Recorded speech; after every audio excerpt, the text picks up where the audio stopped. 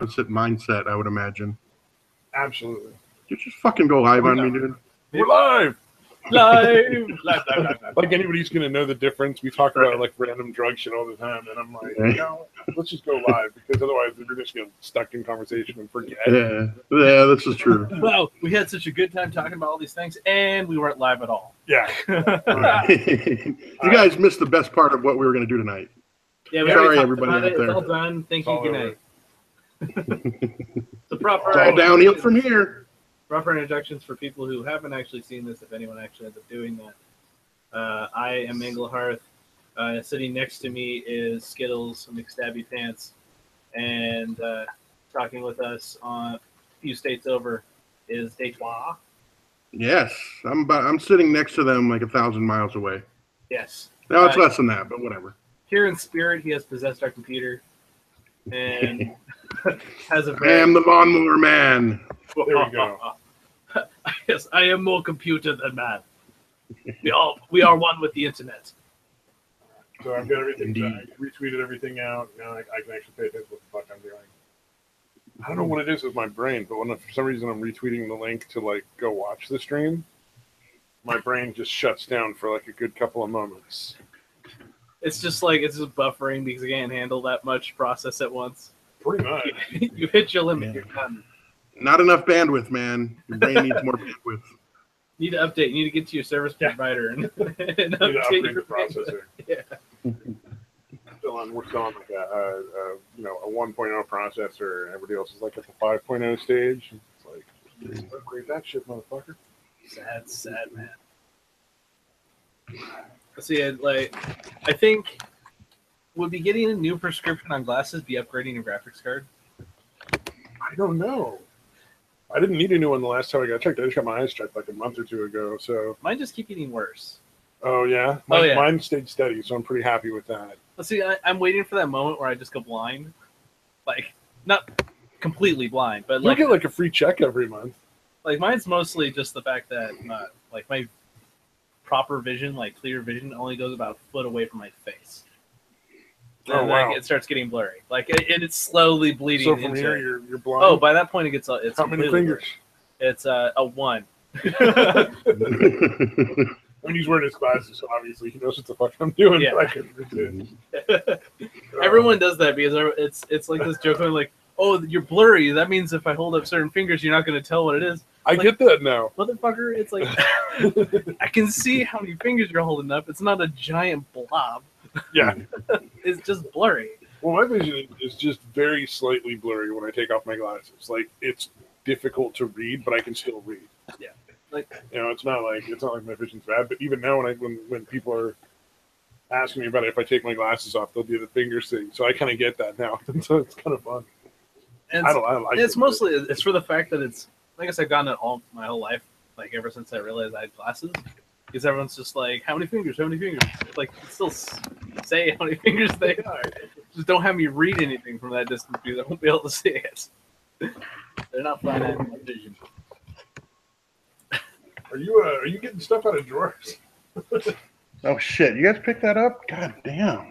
Let's see. This is what happens. He's trying to. Dude, all I was doing was I picked up the laptop so I could reach over and turn on the fan.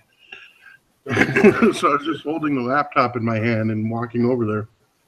Don't even worry, man. That's the perils of live streaming. So. Right. He actually is hiding the body.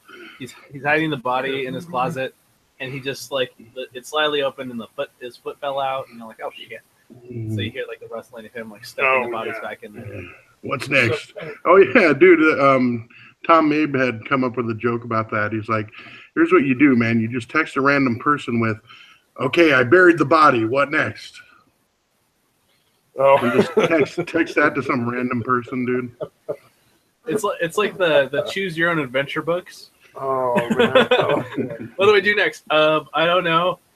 What do I do? It's like make your decision. It's interesting to see if it came back with like directions. Like now you're gonna need to go and pay cash at a store at least 100 miles from your house for lie and. Here's the thing. It's like you gotta establish your alibi. You prank the prankster by saying, "Hey, meet up at this cross section, and then you call the cops and be like, "Hey, he's right there." And the guy shows up and there's cops for days. Yeah, I know. Yeah. I might actually call the cops if somebody texted me that I didn't know. I'd be like, yeah, you guys might want to know about this because this could be really uncool. Yeah. This is either a dick or a serial killers. Yeah, really. Dude, one time I texted, I was supposed to text somebody my order for like Subway or something, but I texted it to the wrong number, and they're like, "Who the hell is this? Why are you texting this to me?" And then I texted back, so I'm like, "Dude, just get me the fucking sandwich."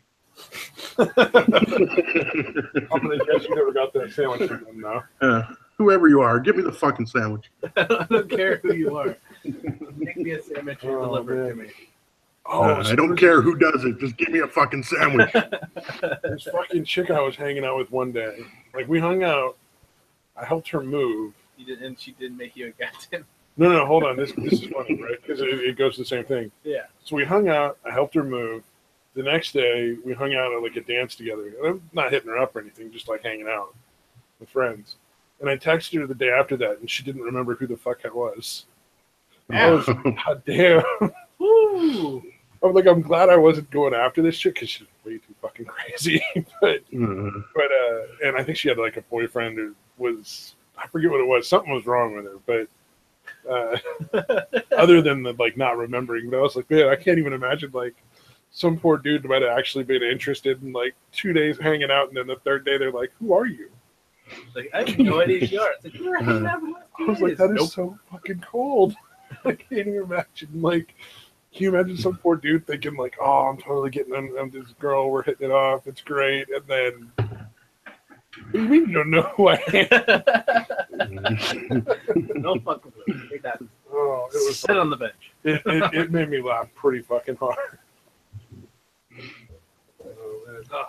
I mean, did you at least tell her that who you were and like? No, I just said wrong number. I didn't really give a shit. Oh, you're just like that. I'm not even like. Oh yeah, I'd be friends with that kind of. I wasn't even really all that interested in like hanging out as friends. To be honest, I just was like, oh, maybe I should send a text just to be like, funny or something. And then I was like, oh wow, all right, whatever, man. I guess. What's the closure on that story? No.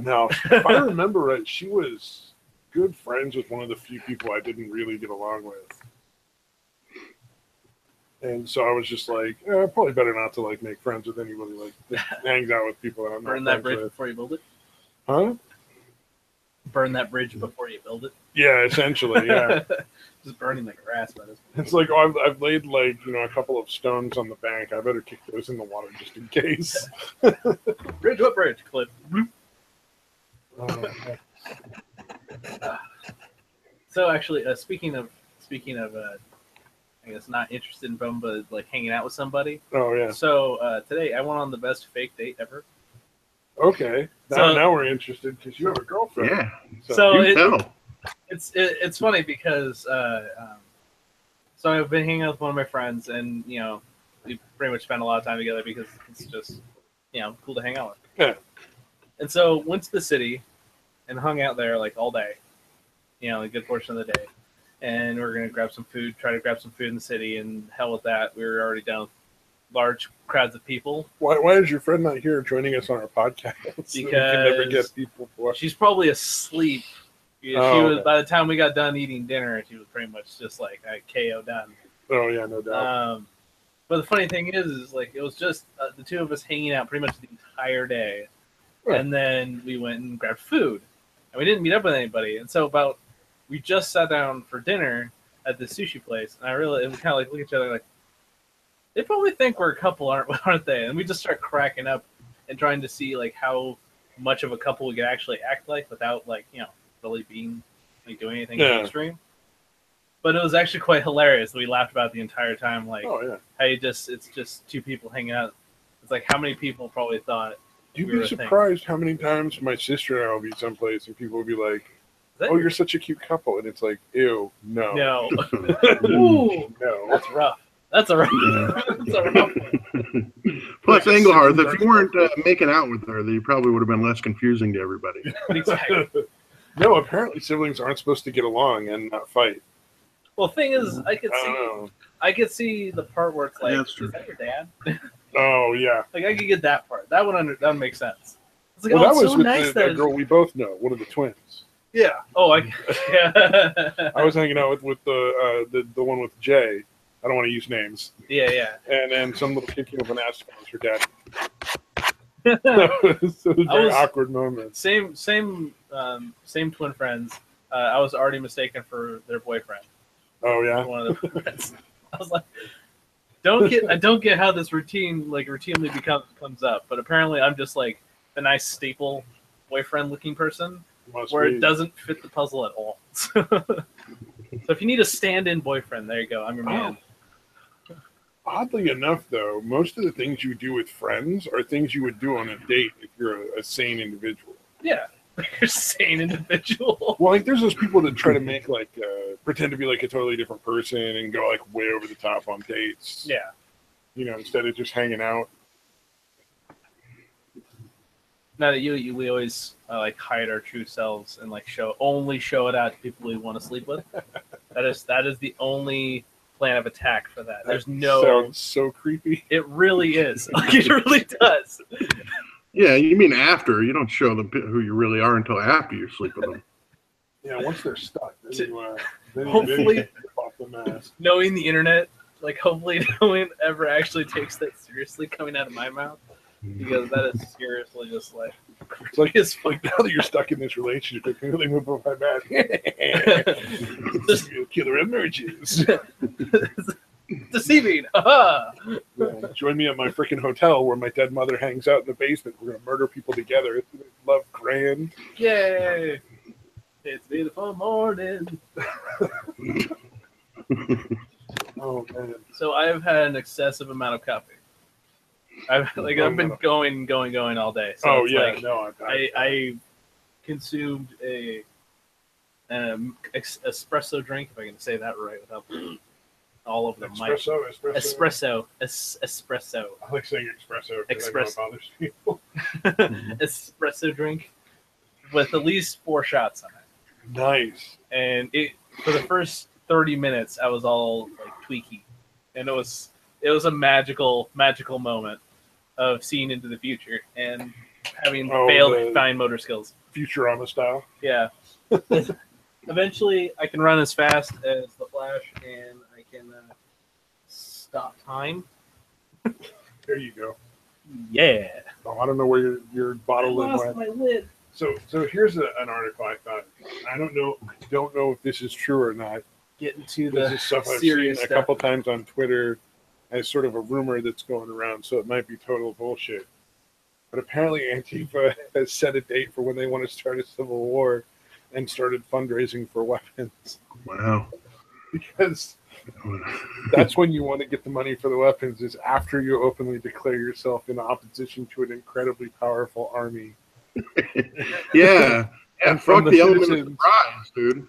Which I don't know if you guys have seen the Rasmussen poll, but like at least 58% of Americans are not down with Antifa. Right. Yeah. And only I'm like surprised 23 or 24% are like okay with them. The rest are just sort of neutral and then not with them. So I'm not thinking it looks good for them. Yeah. No, they've been such a fucking echo chamber that they don't realize, like they probably really believe that like 90% of people are fucking totally for them, dude. I don't know, man. The TV seems like it is, but that doesn't really represent everybody. Right. I don't think that's represented everybody for a while. No, I know, but yeah, it's been a couple decades at least, dude. Yeah, like it's been a slow burn, and I think we've started to keep up and catch up to the fact that so a lot of the media we might not want to follow. Like, what is it? Tucker Carlson on Fox News. I've been watching a couple little clips from him. So I've only seen 1 or 2 little bits that he does, and I'm like, I agree with somebody on Fox News. Like this is a complete revelation because that's never happened. This is making Actually, Tucker's not bad, dude. And I love his perplexed look, dude. How he can't. Yeah. The people he's talking to are so fucking insane. He just can't grasp how fucking crazy they are. I don't know if you've seen. He has that bewildered look.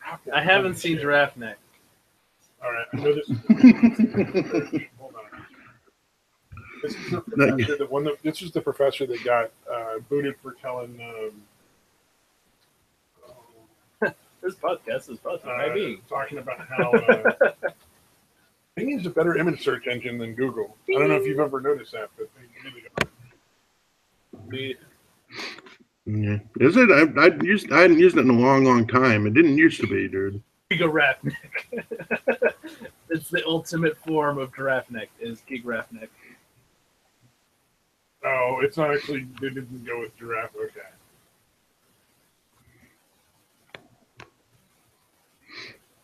You mean that's not the official search term? What the fuck? Oh, here we go. This is not a Photoshop, and this is not exaggerated. Wow, he has an extraordinarily long neck. Look at that. Looks like that's like some genetically engineered shit right there, dude. Like that does not happen naturally, dude. It makes you wonder if there's some sort of like weird mutant research going on. Right. Well, it would explain a lot. That guy was a fucking lunatic, dude. Well, the funny part is when he talks, he bobs his head a lot and nods a lot and leans his head forward to emphasize points. So it really doesn't help. It makes him look way more giraffe-like. The one thing I'm wondering is, like, if you like flick his head, does it just go? Because my thing is, he's an Anafa. I don't think he carries a weapon. I think he just winds up with his head and swings and just slams his head against things. Dude, you know if you pop his head back, Pez is coming out of his fucking neck, dude. Nice. Oh, man. That's glorious. I want that to be true so bad. Giant fucking candy pops out of him. I want to get out the internet to make it happen.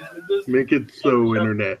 Pez dispenser. I just thought that was the best thing ever. Oh, Christ. Oh, man. I'm surprised it's not already a thing. Like, yeah, it seems pretty natural thing to assume, or maybe it is. What the fuck's that guy's name? On the internet, it's like extraordinarily slow. So it's like if I have an idea, if I hear something, it's probably like already done. 5 days too late. Sort of like Rule 34, but for not just for porn, but for everything. Exactly. Yeah. No, it's like an issue of mine. Is I started writing down shit that I thought was an original thought, and looked it up. I've actually started keeping track of how when that happens and what I thought I would coming up with originally. So far, the only thing is Fash Can instead of Trash Can. That's the only one that's been that seems to be actually somewhat original, where I haven't seen it anywhere else. That somebody, great minds thing. Well, one of the things is like, some things are just like everybody's gonna come together, like the giraffe neck. No, everybody thought that the first time they saw that dude. Yeah. I Somebody must have thought Pez dispenser. Looking at that, dude, it's too obvious. I'm sure. It's well, I don't know, man. Pez dispensers aren't as common now. I mean, they were all over the place when I was a kid. That was a big, fun thing to go get at the store. Yeah, there's enough people. There's enough people out there that would that has had a Pez dispenser in their lifetime and would probably potentially see that. Yeah. I mean, out of that level, there's got to be a Pez candy. Yeah, that's really what that is. Well, the funny thing about that is that's the same cop who was talking about killing cops on his Facebook and Twitter, proud to teach the future dead cops or something like that. Guess what? He's not anymore. Yeah. Not a college professor anymore. Oh, fantastic! Got fired for that. Oh, I bet. Yeah, apparently even college professors can't openly talk about how cops should all be killed on the internet. I'm like, who fucking does that? Yeah, imagine that. You shouldn't be talking about killing anybody on the internet unless it's fucking dictators or somebody who's truly demonstrably evil, you know?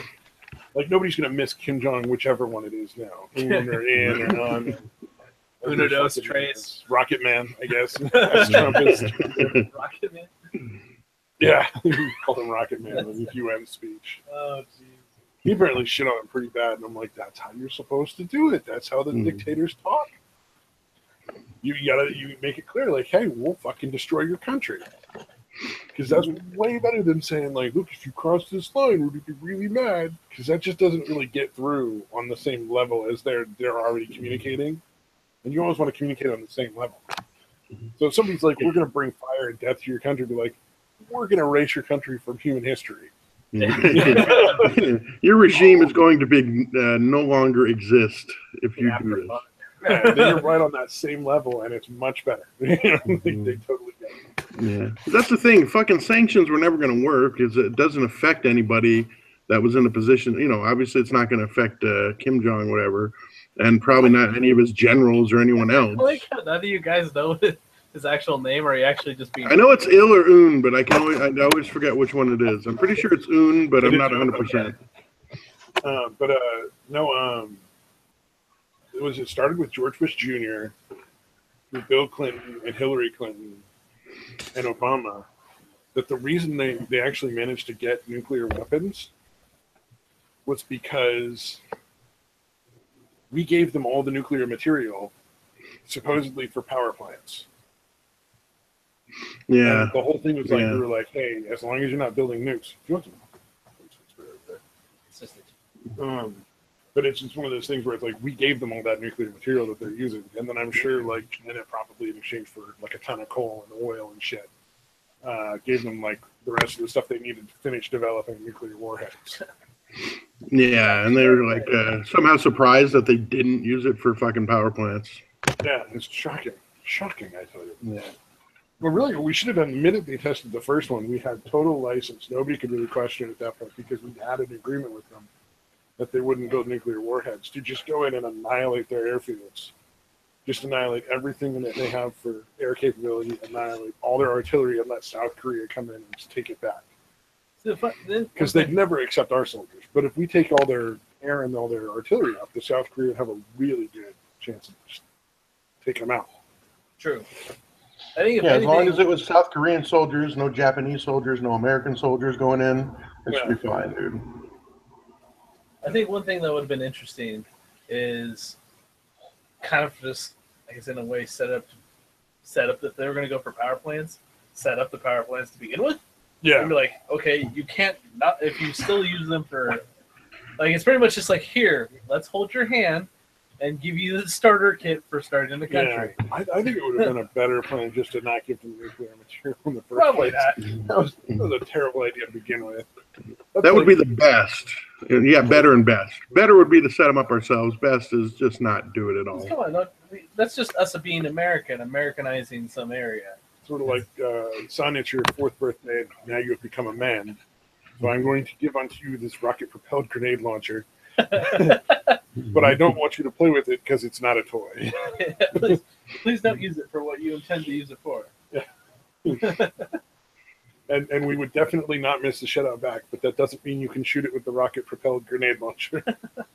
Like, well, what did you think was going to happen? I'm not a bad person at all. Yeah, exactly. Whoops, finger slipped. Oh, man. Oh, what else? I've got some other stuff that's pretty funny. Have you guys ever checked out the actual website for Antifa? It's goingdown.org. It's going down. That's the name of it. Yeah, okay. So here's some entertaining stuff because I was kind of just checking the website out because, you know, might as well check it out and see what's going on with it. So they have like an actual podcast, by the way. And anybody out there who might be watching later on down the road or whatever, absolutely listen to the podcast. It's hilariously naive. But the best part is it's an anarchist podcast, and it's really formatted like a morning radio drive show. Wow. Which is truly ironic. Yeah, let's get all kinds of format. Yeah. About anarchy. In a really strict radio drive morning podcast. Wow. With segments and everything, huh? It really does. Wow. Now Charles with the weather. It's that level of like they all talk in like the radio voice. Wow. It's quite the anarchists, those guys. Quite the rule breakers. The first podcast. Hold on. It's all about how they have these big conventions where they all get together to figure out systems where they can work together and get the broadcast out to more people and share broadcasts that other groups make for local podcasts and radio shows. So they're anarchists who are slowly creating a system and sets of rules and stuff for more anarchists. Yeah. None of Yes. them get the irony of that at all. Yes, the main tenets of anarchy are to set up a shitload of rules. They're just completely oblivious to Didn't how you know fucking it's weird controlled that is. chaos? It's so funny. It's just funny to me. I don't know, man. I love it. But I mean, they've got all these articles. Darn it, it's not a really good site. But yeah, they have literally just tons of different articles. And it's definitely worth checking out. There's a library, which I think is just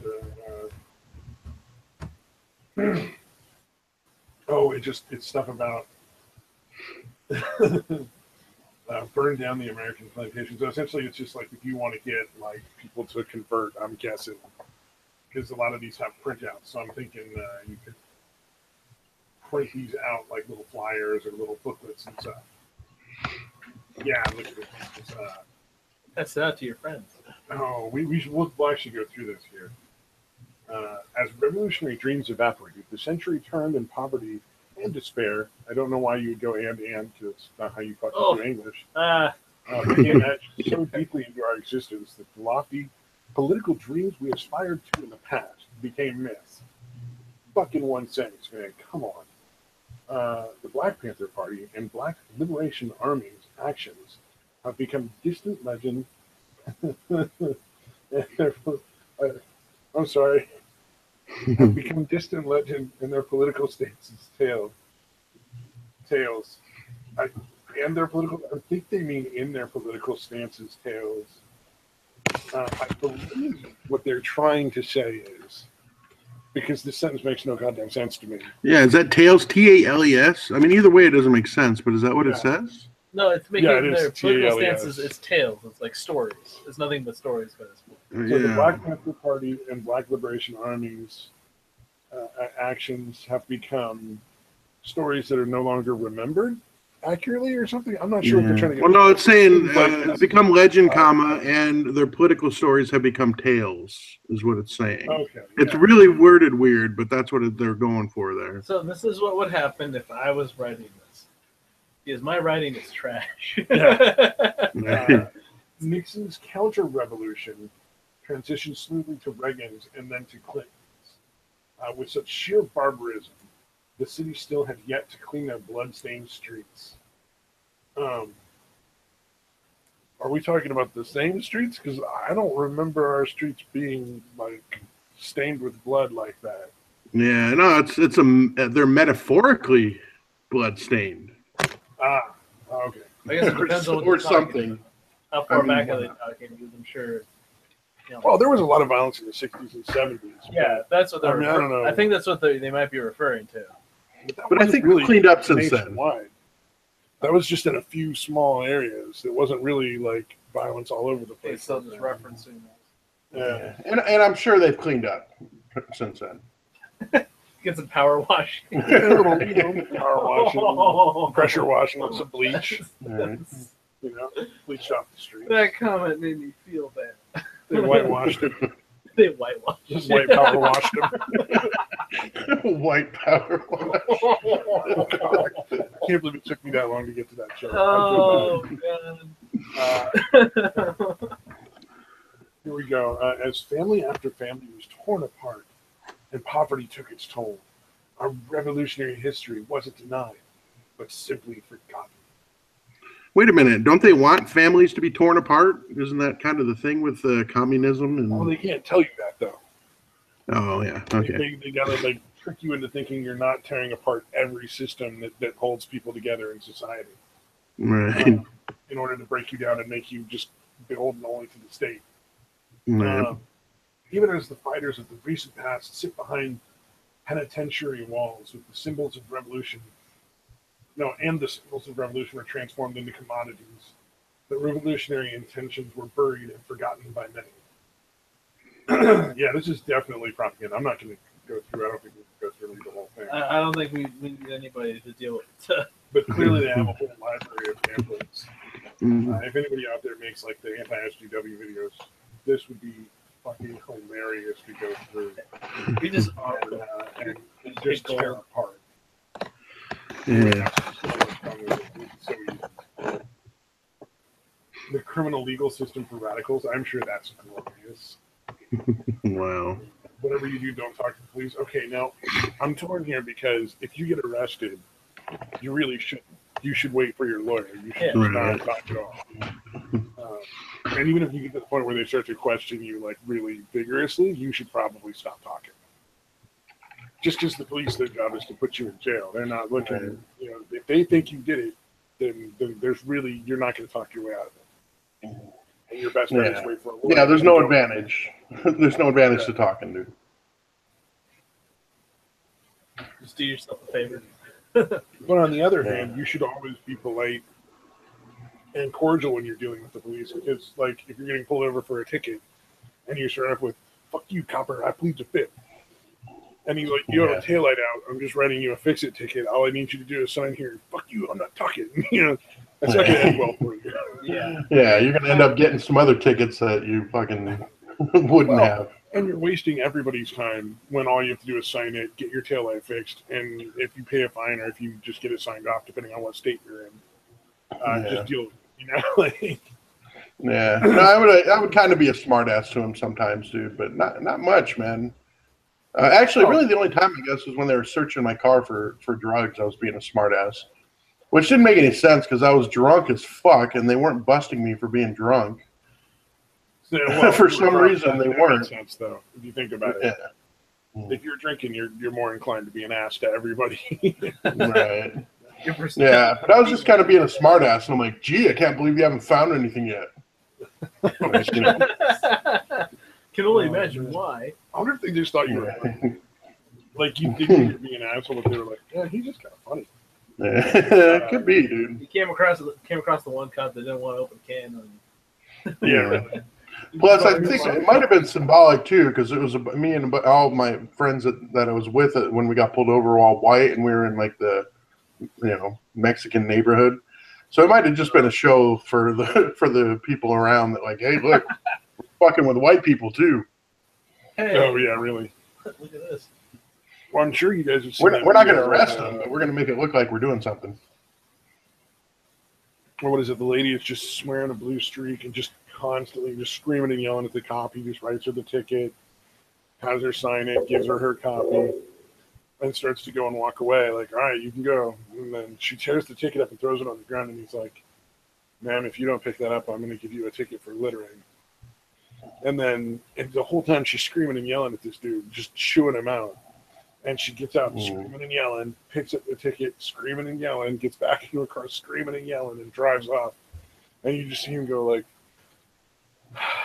what a bitch. Go back to his car and keep going. And I'm like, that is the nicest man on the planet, because I don't know if there are that many cops who wouldn't be like, you know what? I think it's best for everyone if we just put you in jail for a night to cool off. Yeah. Just you're not safe. We need to learn a lesson behind the wheel, and you're clearly out of your mind. Oh, man. That probably could be justifiable. Like, if she's that worked up and screaming and shit, fuck yeah. Like, I don't want her driving around that fucking angry. Nobody would have blamed this cop if he just started tasing her. Everybody in the world would have been like, just Maester. Like, it's like, here, enjoy. Maybe he shouldn't have, but I'm kind of okay with it. You know, like. Right. Take that to a jury trial. Nobody's convicting him for shit, dude. You can't shoot us all. Sorry, that just blew my mind. You can't shoot us all. That's really bad. It's really not true. Oh, the military is pretty good, dude. Yeah. Why they or the cops or whoever. They're trained for that. Story of class violence in America Dynamite. Illusions of progress. We and the white hell of civil society. Cars, guns, autonomy. Man, they really have all this just total propaganda stuff. 500 years of indigenous resistance? No. Has it been that long? I don't think it has. Well, I guess if you're counting from like Columbus, Like, but I don't believe Columbus ever hit the mainland here, did he? Yeah, and really, he only killed a few people on like some small islands. Like, don't even get me wrong, the dude was a butcher. Yeah, I don't know. That's weird. You know, that guy was a terrible person. Yeah, no, Columbus was awful. Right. Yeah, everybody was awful back then. To be fair, yeah. Well, and the tribes themselves weren't that much better, to be fair. And Right. against each other. They're pretty ruthless. Oh yeah. And they were killing people and pulling their hearts out for the sun god. I mean, Yeah. No, actually, dude, great. yeah. On Friday, I was hanging out with Base Mama and them again, up in Phoenix, and she was talking about how, like, I think it was the Sioux or one of the tribes. Basically, when they fucking defeated an enemy, the goal was to fucking grab their still beating heart from out of their chest while they're still alive, to fucking eat it. Oh, good God. Yeah. For their tasty courage. But yeah, you were supposed to try to do it while they were still alive. That was the fucking tribe's idea, dude, or goal. Like, oh, the noble savages. Yes. Why not? On women and violence. Yeah, no, it's, well, I mean, oh, what was it? They had that commercial in the 70s with the anti-litter commercial with like the Native American who just stands there and like a single tear comes down his eye because somebody put a can out a car window or something. And like a bunch of trash like piled in front of him to get like Yeah. the freeway. Yeah, I remember the spoof on Wayne's World. And then I'm sitting there wondering, it's like, why is this guy staying on the freeway? this website, but genuinely, I fully recommend everybody go to itsgoingdown.org and just look at some of the stuff at the very least. It's a riot. Yeah, check it out. It'll make the Daily Stormer seem reasonable. I don't know. I've never been to the Daily Stormer, to be honest. Yeah, well, it's the white supremacist website, dude. No, I know, but I shave my head on a fairly regular basis. So I've heard enough people come up and just start talking to me like I'm one of their fucking white supremacist people. It's a Holy shit. But it's happened, Really? a couple of times. And it's just like, all right, look. That has never happened to me, dude. And I do the same. Yeah, but I'm in California, though. There's a lot more racist. Okay, so there's a lot more racist people in some of the lefty areas than I think people realize. Yeah, that's crazy, man. Yeah, it's very, very little of that here, man. It's weird. It's like you do realize that like a shaved head is a style, right? Like, yeah, exactly. Yeah. apparently people don't get that memo. Right. Well, and it doesn't mean I want to hear all of your nigger jokes. Right. Jesus, dude. All your Although here, whatever. especially here, it's hot as fuck, so we shave our fucking heads because it helps a little. You know, shave your head and then maybe wear like a really light straw hat or something just to keep the sun off. It's 120. Yeah, it's like, Nobody wants hair. crap, dude. It's like, okay. Well, no, but when you're talking to like a racist dude, they don't pull punches. Oh, They of course immediately not. pop in with how many niggers does it take to do this, that, or the other thing, and you're like, oh, that's not really what I'm into, man. I just don't like paying for haircuts, buddy. It's like, trust me, I'm not the most PC person on the planet. But I do try to throw a red flag up every once in a while. Oh, well, we'll just talk about spick jokes instead. Jeez. Or chink ones, or what are the other racist slurs? I don't know any more racial slurs. Shut up and give me another apple juice. What was it that fucking? So there's somebody on Twitter whose ex-husband is like a super racist piece of shit, and he keeps calling her a mud shark. And I don't know what that is, but apparently it's some chick who marries like a not white guy. Mud shark. Mud shark or something. I don't fucking know, but that was a new one that I'd never heard. Yeah, I wonder if that's just a him thing. It might be. It might just be a him thing. He's pretty crazy. Yeah. He's got a micro dick, and he keeps fucking sending pictures to girls like that's super hot or something, like on purpose. Wow. I don't understand why you took those in the first place, and then why you would send them to a girl on purpose unless it was like she was into micro dicks. Or it's like, here, you want to laugh at something? Yeah, exactly. Well, I mean, unsolicited dick pics are just a bad idea in the first place. But Yeah. if you don't even have like a nice big dick, it's never going to be a good thing. Like, Dude, I feel kind of weird that I've actually never taken a picture of my cock, dude. no, I've never Am I done alone that. on that? No, I've never done that. Never done that myself either. Yeah. That's normal. Yeah, I never understood that, dude. Oh wait, Engelhardt looks confused. Like maybe he has. I don't know. No, it's just like I don't think this is even a thought I probably have even processed before. It's like, I wonder if taking a picture of your dick is a thing. No, it's not. It's I think everybody. No, it's pretty common, dude. But I just wonder if it's. I don't think it's the majority, but it's pretty common, dude. I'd say everybody, at least at some point, usually prior to like late adolescence or early adolescence, has gotten out rulers and measured shit. Okay, that's different. That's normal. Every dude has gotten out and been like, "How big is my dick?" Yeah, it's just like I must know. I must know the truth. Yeah, I think everybody's done that at least once. And then lie several inches longer than shit. Use one of those fisherman's rulers. Yeah, exactly. Oh man. Oh god. Well, fucking okay. So I had a party at this house I used to. When I moved out at like 18 and was living with some friends, and we were having a party. I had a party where a bunch of work people came over, and before all the rest of the work people came over who were not, fucked up people like me. One of the girls and her other friend came over, and they were both kind of fucked up people like me, making dirty jokes and all that, and stuff you generally don't do with your work friends. And the one girl kept trying to get me to pull my dick out, and she was like, "No, we're going to measure it, and if you can put it in a toilet paper roll, it's not big enough. You don't have enough girth. You need more. If it doesn't fit in the toilet paper roll, then you're big enough girthy." So I was just like, "No, I'm not taking my dick out and putting it in a toilet paper roll. This is never going to happen." Were they like surprised that you wouldn't do it? Like, were they that weird? Like, what? Why not? Fucking with me, to be honest. Like, I didn't know the thing that she really intended for me to do that.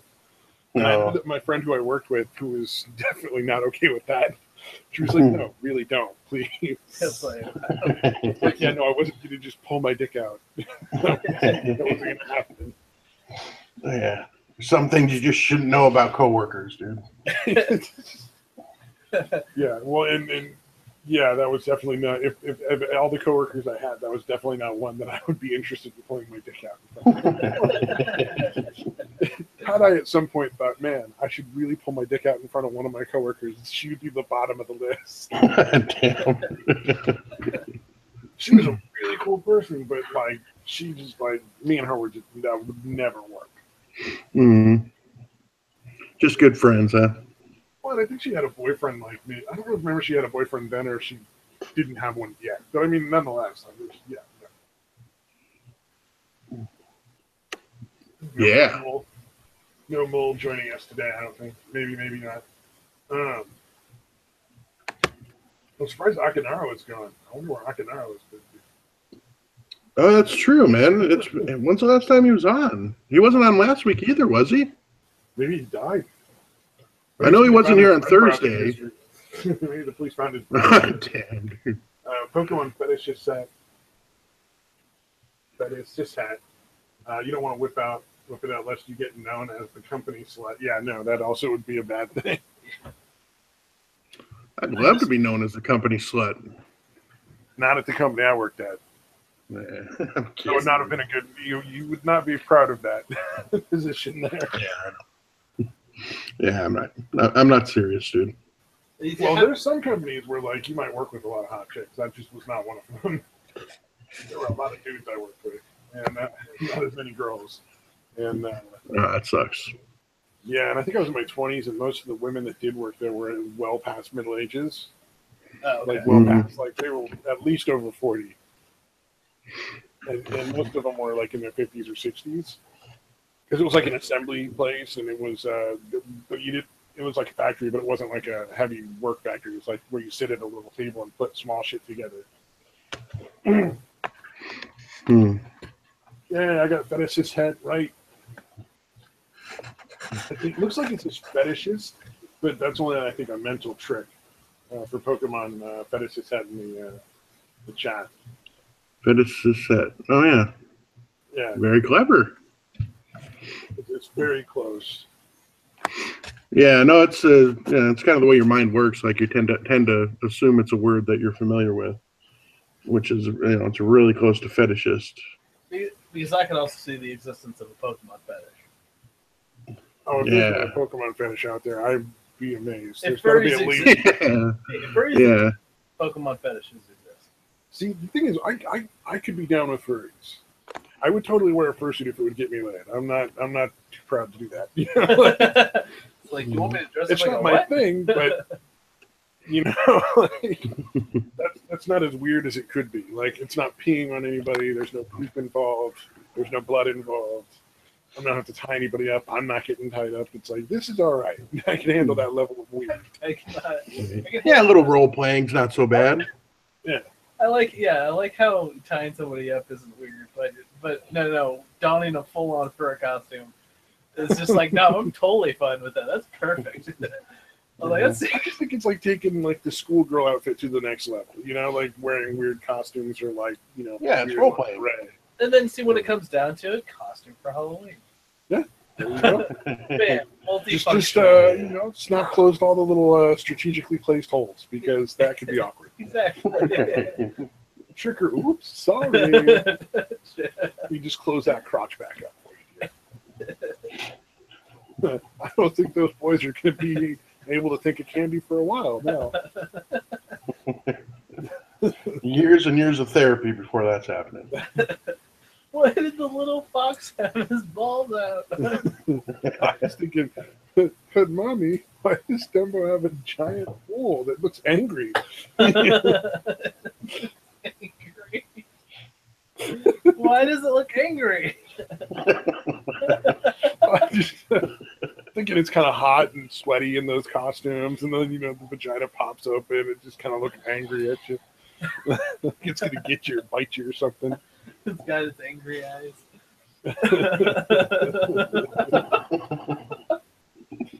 Oh, lizard, damn minds over here. Oh, shit. Oh, if it's not furry, you can always do some troll playing. Feticishet. I don't know what troll playing is. I imagine it's something to do with the troll. Like What the hell would give you that idea?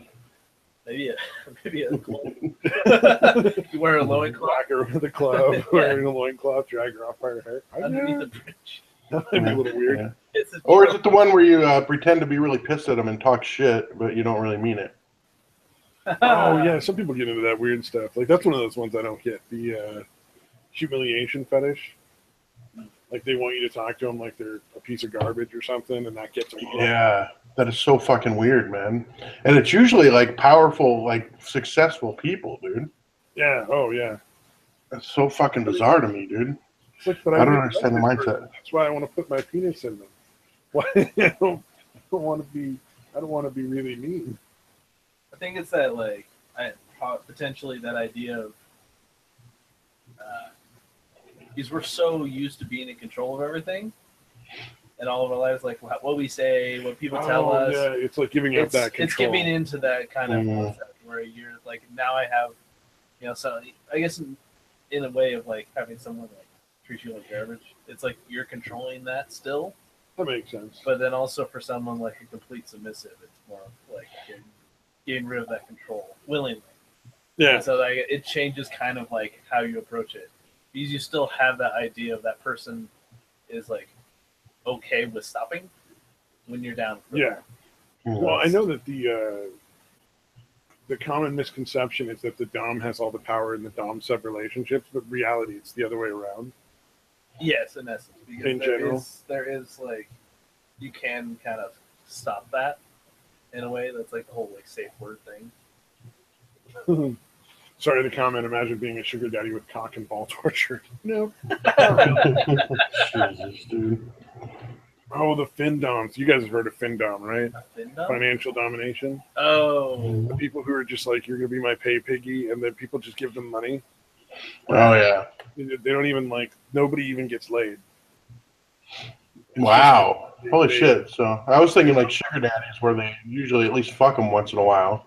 But wow. No, sugar daddy is, sometimes they do and sometimes they don't. Like there's websites where wow, like, that's get sugar daddies that won't even like stick it in you. You just wow. like a companion. You hang out with them. That's amazing. I could not. Yeah, that's. Yeah. Look, man. I would have to be. If I was giving up that kind of money, dude, I'd be like, no, we're fucking, dude. If I'm gonna pay, At least occasionally. I'm just getting a hooker. I don't understand why you would want to like Yeah. mess it up. Yeah. Nah, just get the hooker, bang her, and then she goes on her way. You go on your way. Everybody wins. Yeah. And Yeah. you're gonna have this weird, sort of humiliating relationship with somebody that's not even fucking sucking your dick. Right. And that's just basically straight up using you, dude. Let's even the odds. There's rich ladies out there who I'm sure, get dudes to fuck them that are, pay for play kind of dudes. I can't imagine why you'd want like to pay somebody to hang out with you. Though. Plug and play. It's really lonely out there. Plug and play. It seems like you would be like so pathetic. In all honesty, really, like it would be, because everybody knows it's not like a real relationship. Like they're not really your friend; they're just there for the money. Well, hopefully you'd actually find some sort of enjoyment out of it, I guess. I don't know. I just would rather find somebody that like actually wants to hang out, just to hang out. Yeah. You know what I mean? Like, Yeah. And then pay a hooker to fuck you. Hey. And then pay a hooker on the side. There you go. It's a perfect setup. Tinder? Well, I don't know. There's always the personal ads on what's it? Craigslist. Craigslist personals. Yeah. That's crazy. I still remember the best one though out of that. We used to troll the Craigslist personal ads, just looking at it to see like what kind of crazy shit. And my favorite one was one from Los Angeles. And it was me somewhere in the Kmart parking lot, or no, the Walmart parking lot on such and such street, jacking off in my car furiously. You finding me and possibly jacking off as well. Wow. And that was the whole ad. Oh, damn. Oh, Mickey, you've probably missed a couple, man. Mickey asked how many of these he's missed in the chat. We do them every Thursday at 1 p.m. Pacific Standard Time, and every Sunday at 10:30 p.m. Pacific Standard Time. Yeah. No, Mickey's been here before, hasn't he? No, yeah, I just figured it was a good excuse to list the times that we do these ads Oh. in the middle instead of at the beginning. Freaking act like it's a real channel, dude. You want people to know about. Being organized? No. I have missed the last few. Well, you were like in Southern California, though, weren't you? I mean, yeah, I was in Southern California this last week. So were you just hanging out with your girlfriend, or were you like doing competition or something? No, that was strictly vacation scene. Oh, Hanging nice. out with my girlfriend. Yeah. So, because this is the unfortunate situation of I live 9 hours away. So I guess for people who don't know. Oh, yeah. My significant other, and I see her every couple months. That's not too bad. And let's see, the last time I saw her was sometime in early August. No, I mean, there's people And that don't see each other for like a year at a time. And yeah, and they'll shit. see like So military, couple months. military couple, so they probably don't see each other for like 6 months plus.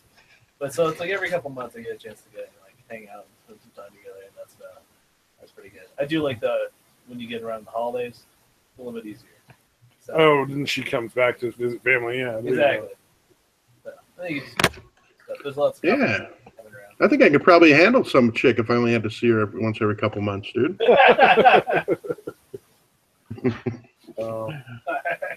Mickey's house is why I've been missing Sundays too. I don't know if missing is the proper term I would use when you don't get to catch our podcast thing or our hangouts. I don't know if I would necessarily call that missing, but just not seeing. You know? Yeah.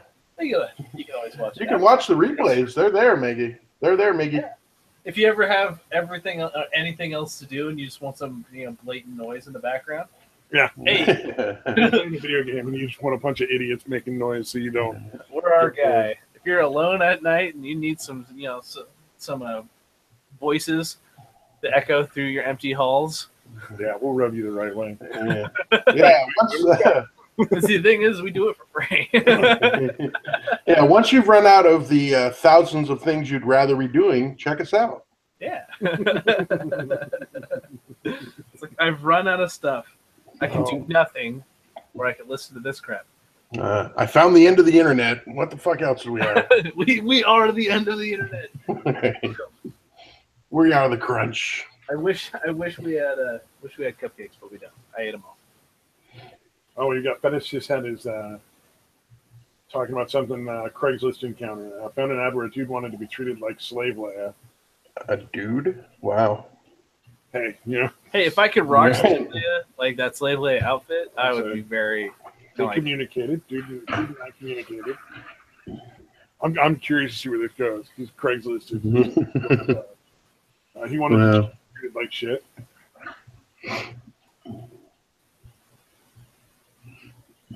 Little dumb sort of humiliation. Sounds about right. I was so close to having him cover and clean my apartment. I assume he means come over and clean the apartment, but No, not probably pay for it. cover. Oh, okay. Like All a right. financial domination kind of thing, as well. Yeah, Like I shouldn't have been so sure. At least that's my crazy, guess. dude. That's hilarious. Imagine being sexually gratified by being forced to clean somebody else's apartment. That would be so fucking weird. I don't know. That's pretty hot if you clean the Cover apartment. equals come over. Oh, okay. You were right. Come over and clean the apartment. Told you, fuckers. Damn, Stabby. Oh, shit. He said it didn't have to be sexual. They all say it doesn't have to be sexual, especially the feet people. Feet people on the internet, they're always like, Those I want pictures of your feet, and blah, blah, blah. But sooner or later, they want to see the girl's tits. Eventually. It never ends at the feet. It's just starting from the bottom and working the way up. Yeah. You know, first they want to buy used socks, then they want to buy used panties. Yeah, that's fucking insane, too. I never understood that. Oh, the feet people are my favorite on videos because, like, anytime there's a cute girl in the video, there's always, like, somebody, in the, like, at least one guy in the comments, oh, I bet her feet are so fucking hot. You know? It's like, Yeah. Foot fetish, dude. God. That's fucking awesome. Yeah, Rex Ryan, the football coach. The East Coast of Jets and the Bills. Apparently he had a foot fetish, dude. Bill Burr has a foot fetish, right? Oh, really? Is it Bill Burr or is it somebody else? It might be somebody else. Eddie Murphy, I think. Is it Eddie Murphy? Well, he has a thing Bill for Burr. fucking dudes on the down low, too, apparently. There's another comedian that's on the Joe Rogan show all the time that has a foot fetish. I got it mixed up with Bill Burr. I should really be clear on that. It's not Bill Burr. He said I thought of like making timed sounds play on my PC of Salacious Crumb laughing and shit. So you didn't even have to actually be the one doing the shit talking. You just make him feel bad with your computer on an automated system. Like he's not even worthy of being talked to. That's actually kind of clever. If you're gonna go like that route. Yeah. So that means you don't have to think of it. Oh, Eddie Murphy was the trainee thing. Yeah, well, no, I've heard that like Eddie Murphy or Arsenio Hall, some of the other ones, fuck dudes on the down low too, man. Johnny Morton, the old wide receiver, NFL player, was apparently involved in all that shit. Yeah, apparently they fuck dudes apparently. You know, there was a long time where it just really wasn't very acceptable in like it really wasn't until like the late '90s that it started to kind of be like somewhat okay. Yeah, back then I think it definitely wouldn't have been acceptable at all. But yeah, apparently all them, like you said, Eddie Murphy, Arsenio Hall, Tevin Campbell, I think, Johnny Morton, some other ones were, they call it, that's what the download thing really meant, was they fuck dudes on the side. Oh, that's hilarious. So now everybody uses it on the download just as like, let's keep it like between us. But it used to straight up be like just fucking dudes. All right. Wide receiver. Yeah, the wide receiver thing, I guess he was wide receiving. But nice.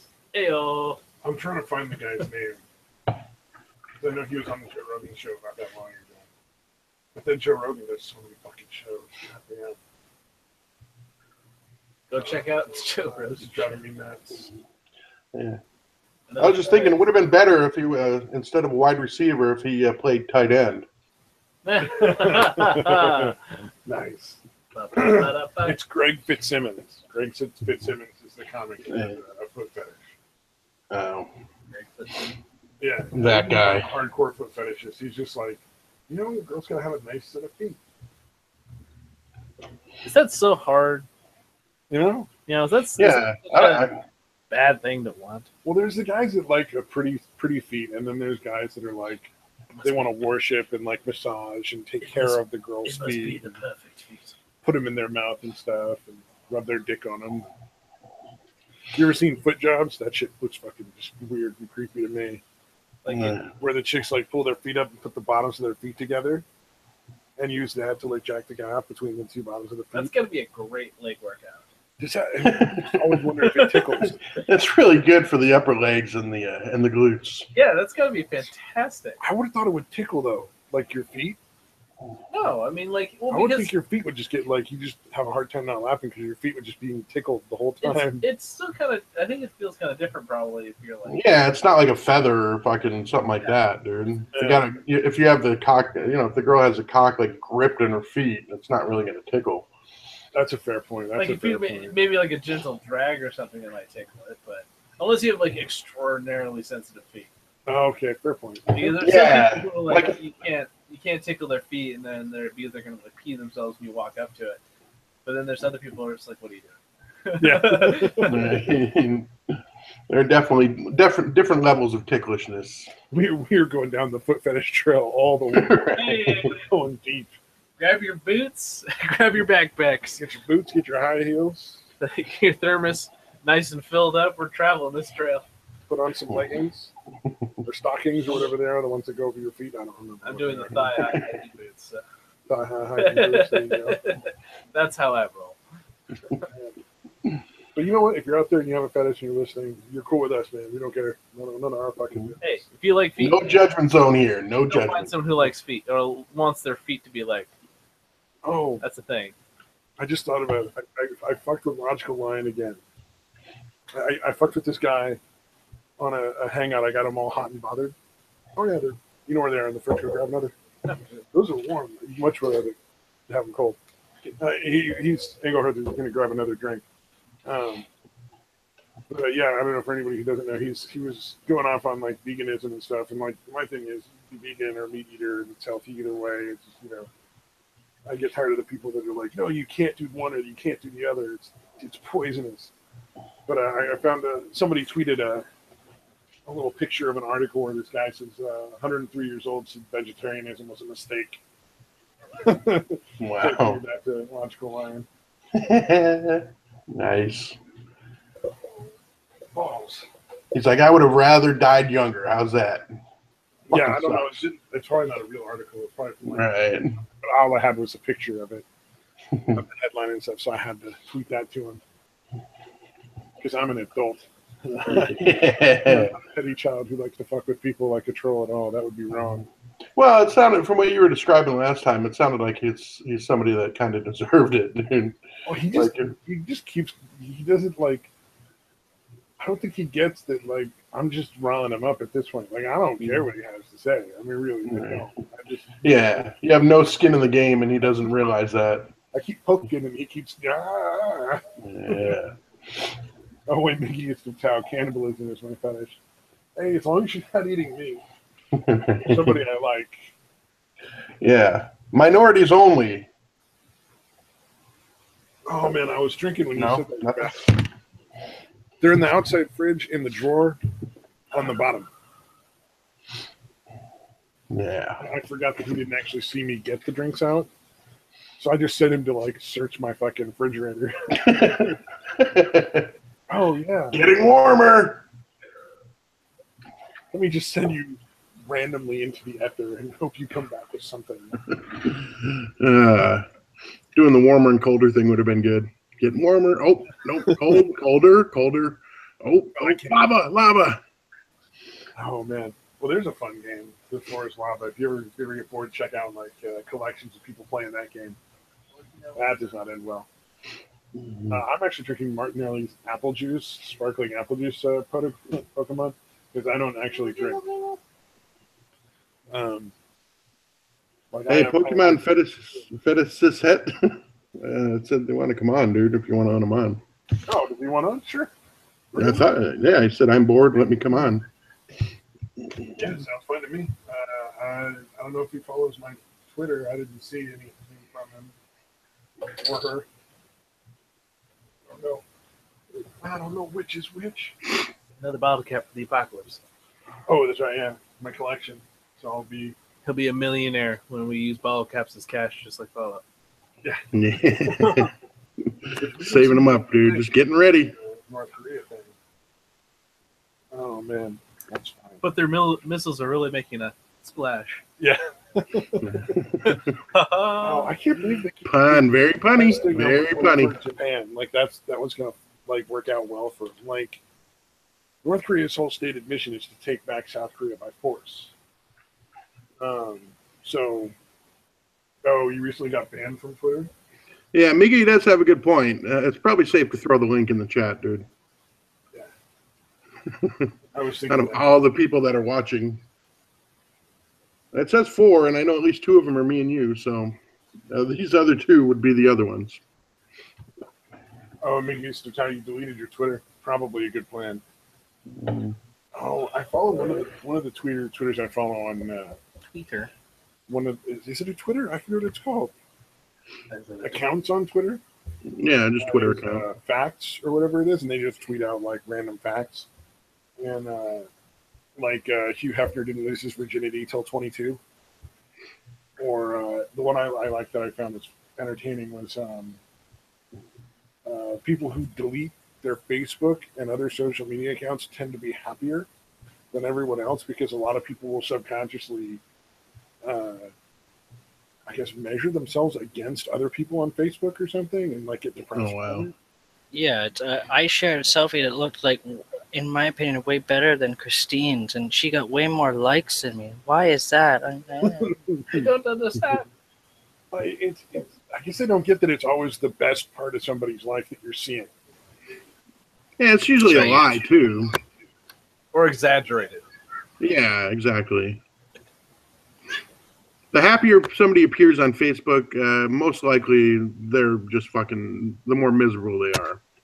Yeah, it's like, I'm having a bad day. I'm going to post, I'm going to look at my phone and find the things I haven't posted that seem positive, put a positive spin on them, put them on my timeline, and everyone's going to think I'm having a great day. And then I've seen so many comment sections on Facebook, the echo chambers, and it's like, you go, girl. Yes, Sarah, you the bomb. Yeah, it is pretty ridiculous, man. Yeah, I rarely go on Facebook, and I don't think I've posted in probably at least 2 years.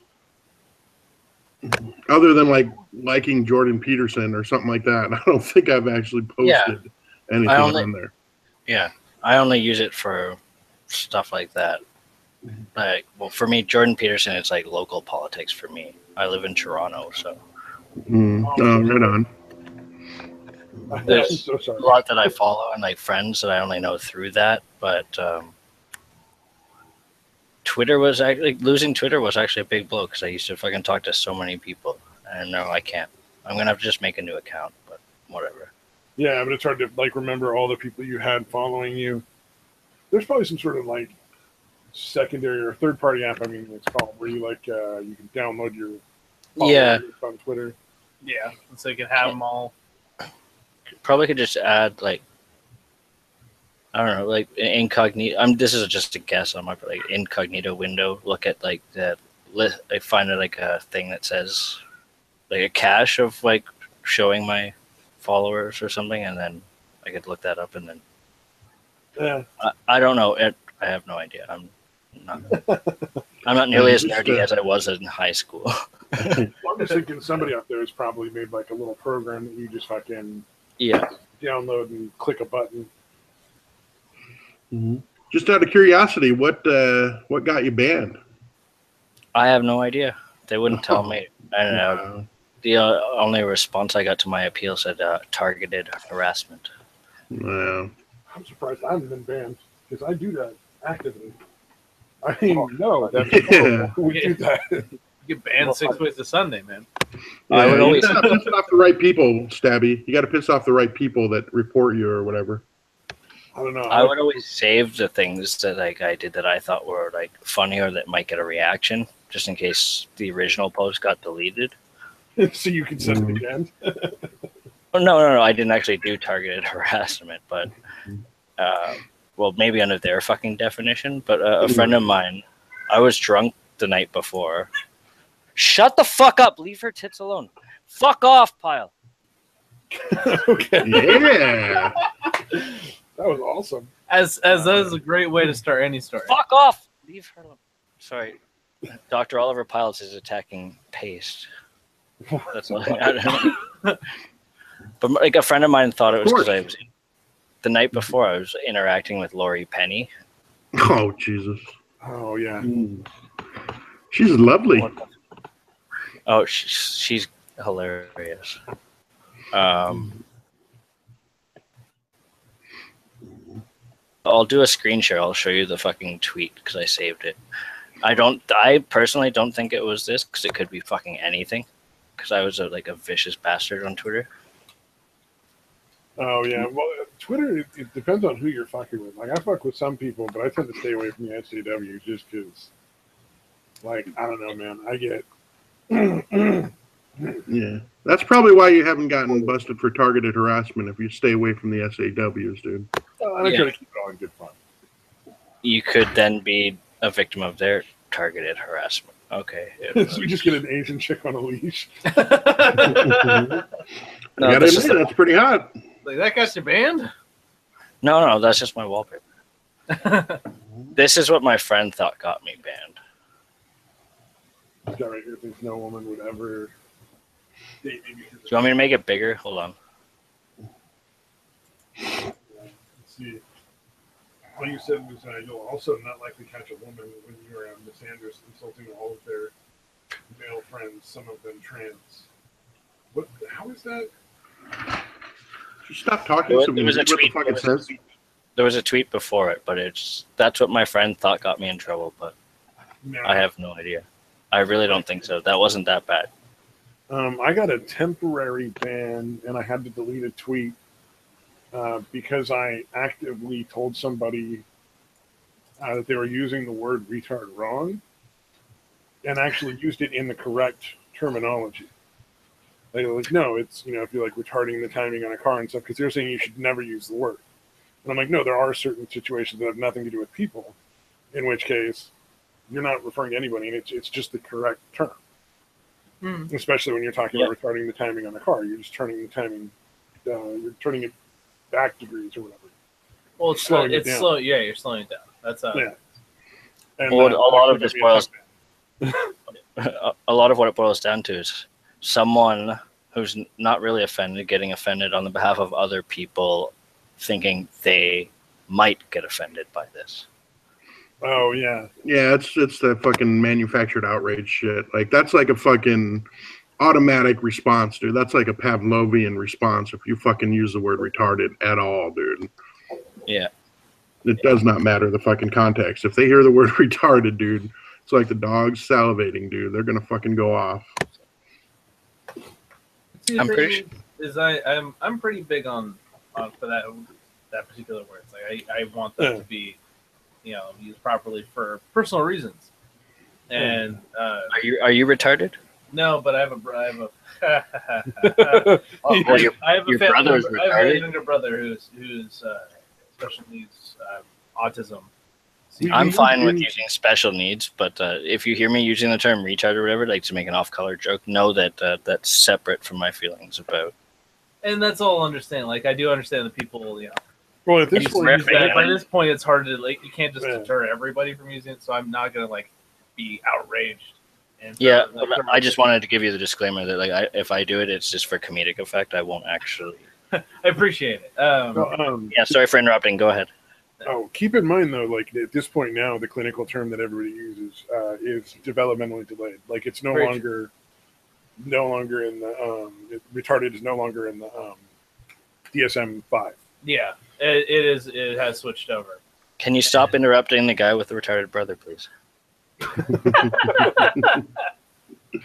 I just wanted to point that out because I work in mental health. So I was like, we just don't even use that word anymore. It's kind of like you basically can't, right? And it is actually it is rather unfortunate that it's gone to be such misused so much that it's taken away from its actual medical use. And it's like maybe to the point of how much we further studied it. Okay, maybe developmentally delayed is a better way of putting it. Language changes all the time, though. Exactly. You know what I mean? And so Really. maybe it's. I think that's the other reason why it's just like it's just begun, like a concept to accept, and you can't really screw with developmentally delayed in like an insulting way. Like, Yeah. That'd definitely be a stretch. You can. I have a question Right. though, since I can't remember who was it the dog guy or the giant you that said they work in mental health? Oh, me. Stabbing me. Stabbing. Giant guy. you. The giant you, the giant person. I think he's. The giant. Large But, person. Yeah. And Are both you for from- size. Are you familiar with person first language? With what? Person first language. No. No. There's maybe- been a like a progressive push I've noticed, and well, I didn't notice it at first, but I went back and to me it seems like the origins of, instead of saying colored people of color these days, it seemed to have started with this concept of person first language and dignity in language amongst disabled people. Instead of saying diabetic person, you're supposed to say person with diabetes. And as far as I can tell, that started before this whole person of color instead of colored person thing, even though they're just, in my opinion, they just flip it around and it's somehow okay now. I was going to ask if you encountered any of that. There has been in the last couple of years, maybe like the last 4 or 5 years, there's been a push towards what they call humanism, and I call idiocy. Like for documentation, it makes everything take like a lot longer because you can't say, we used to call everybody in document like program participant because you can't use their name in the documents for whatever reason. And now it's supposed to be like a HIPAA thing or something. You couldn't. Resident. It's like program resident or something like that, or program participant. And I know we used to call everybody resident, and now we have to call them program participant. And there's a whole bunch of other stuff where we just like that. It doesn't mean anything different. It's just using a different set of words that mean the same fucking thing, but it's a lot more words, and it just wastes everybody's time. It's almost like there's like this bureaucracy-wide challenge, like who can come up with the most fucking Orwellian term for what they do. Yeah. Like, I was a telemarketer once, and they kept telling us that no, we're appointment setters. I mean, it's a similar self-aggrandizing rhetoric to make you think you're part of the system when you're just a cog in the wheel. Courtesy clerk instead of bagger. Say again, sorry. Courtesy clerk instead of a bagger for a grocery store. I had a part-time job as a courtesy clerk. Oh man. And then what's interesting is I have another training coming up tomorrow with the same people that I had on before, and their whole training was on stuff you're not supposed to use in documentation, or you're not supposed to think. It literally was like a whole thing on wrong think. And it was a bunch of stuff that was completely, blatantly untrue. Like you can never say that a client is manipulative. You're not supposed to think of the client as manipulative, but it's absolutely true. Right. And it's because they have no power. Wow. Like they're in a system where they're essentially treated like children. And quite often the only way they can get whatever they want. We do not need mental health treatment treated like companies where the customer is always right. That's just fucking scary. It's where it's moving to. It really is. That's what it sounded like. I thought I was being a little extreme, but maybe not. Oh, we had a problem where we had a client who was just constantly leaving the program. And like this individual would walk out into the street just backwards with his eyes closed into traffic. And stuff like that, and do all sorts of stuff like that that's equally dangerous. And for the longest time, we couldn't get them out of our program and into a locked facility because they wanted to keep giving him more chances. And we're going like, look, we can't. More chances to kill himself? Yeah, we're not a locked facility, so like the clients can just walk out. There's nothing I can do. I can't physically contact the client. So if they want to leave, I can't even physically try to stop them. What's the procedure though for the amount of, like, for want of a better term, like transgressions against policy, leaving, endangering themselves, others, where you can you like escalate the issue? If they leave, we have to call the police and report them as missing persons, and the police will bring them back. And let me tell you, the 20th or 30th time they've done it that month, the cops would be tired of that call. Right. They get real sick and tired of answering that call. And And so- imagine the cops are fucking, really not agreeing with that policy. Especially if the person will eventually come back on their own anyway. They just stop showing up. After I a almost- while, they won't show up for like 4 or 5 hours. So I almost had the cops called on me. I called up a random 1-800 number I saw on TV for like seniors money, and I pretended that I was a woman that walked away from my retirement home. I kept it up for so long; they were ready to call the cops. I had to like cut it off and like do this whole act with a different voice and like say, "We're returning her. Yeah, we know where she's from." Yeah. I just we used to have a fucking habit of like making all these crazy prank phone calls like that. Yeah. Seniors money, and my buddy's like, "There's a 1-800 number. It's your turn." So call it up and I'm like, "Hello, this is seniors money, Denise." And I'm like, "Hello, I walked too far." if anybody deserves it, it's this like sort of vicious like scammer kind of like 1-800 numbers you see on late night. Predatory motherfuckers. Yeah. Yeah. I just went on with it, and I told her that when she asked, I told her that I was from a home called Shady Acres, which is the insane asylum from Ace Ventura. Nice. But I went on, and she was about to. I could hear her like talking to her coworkers in the background. She wanted to like alert the authorities because like poor sweet Ethel is missing and stuff. So then I had to jump on the phone and pretend that I'm some guy that just like found her at the convenience store payphone, and I'm going to take her back. I know where Shady Acres is, and resolve the situation so I didn't get in any trouble. Yeah, like tracing the call and fucking showing up. I had to give it a register. resolution, right? So that like Denise could go home and sleep at night and not like I don't. call it in later. I wonder if the cops would have even showed up though. To be honest, I wonder. they might. I wonder. They might have got confused because there's like 3 Shady Acres retirement homes in that area. oh okay, yeah. Then they No, probably there aren't really. I'm just kidding. Oh, okay. I was gonna say if there were actually a Shady Acres, then they probably would show up. But yeah, Oh, man. if there's not even one in that area, then they're likely to be like, yeah, you probably call. Don't worry about it. Well, it depends on how much business they're doing that night. Yeah, the retirement. How much business they do in that night? Oh, we just cleared 3 beds. Getting 3 more interns. Well, Intern citizens. the one thing that I guess we kind of share with Stabby and myself share in experience is that I was doing the work emergency psychiatric Oh yeah, because I was working security for a hospital, and so which I'm glad I was granted the ability to be able to actually put my hands on oh yeah. people because most of the time when they went through there, they're either high or really pissed off. Oh, and that's And not bad. nonetheless, No, I looked like a cop, and they wouldn't care less and couldn't tell the difference. yeah. And so definitely Well, just defending yourself before that probably could have gotten you in serious shit, right? For me, it can, but not if you're in where he was. yeah. For Oh, me, okay, in my okay. situation, it was working out of a hospital. They didn't give us a ton of leash for it. Like if they directly attacked us or confronted us in any way, then obviously we could, like stop ourselves from getting hurt and hurting others. But if they just like started walking out, they wanted us. It was kind of a gray area, and it got really screwy. Is because they would want us to stop them, but not really. We Because- had to be super careful where I worked. Yeah. Because the general rule of thumb is if anybody's starting to get violent, we're supposed to get ourselves out as quickly as possible and the clients if possible. So, like, just ditch 'em. Because if somebody's waving around a knife and they might stab somebody, if you're the one that gets stabbed, the odds of anybody showing up to help are drastically dropped at that point. Can't help anybody if you're dead kind of situation. Yeah. Yeah, or in Try to any get the other major side. building like that, though, they've got these lockdown procedures where, like, No, we don't.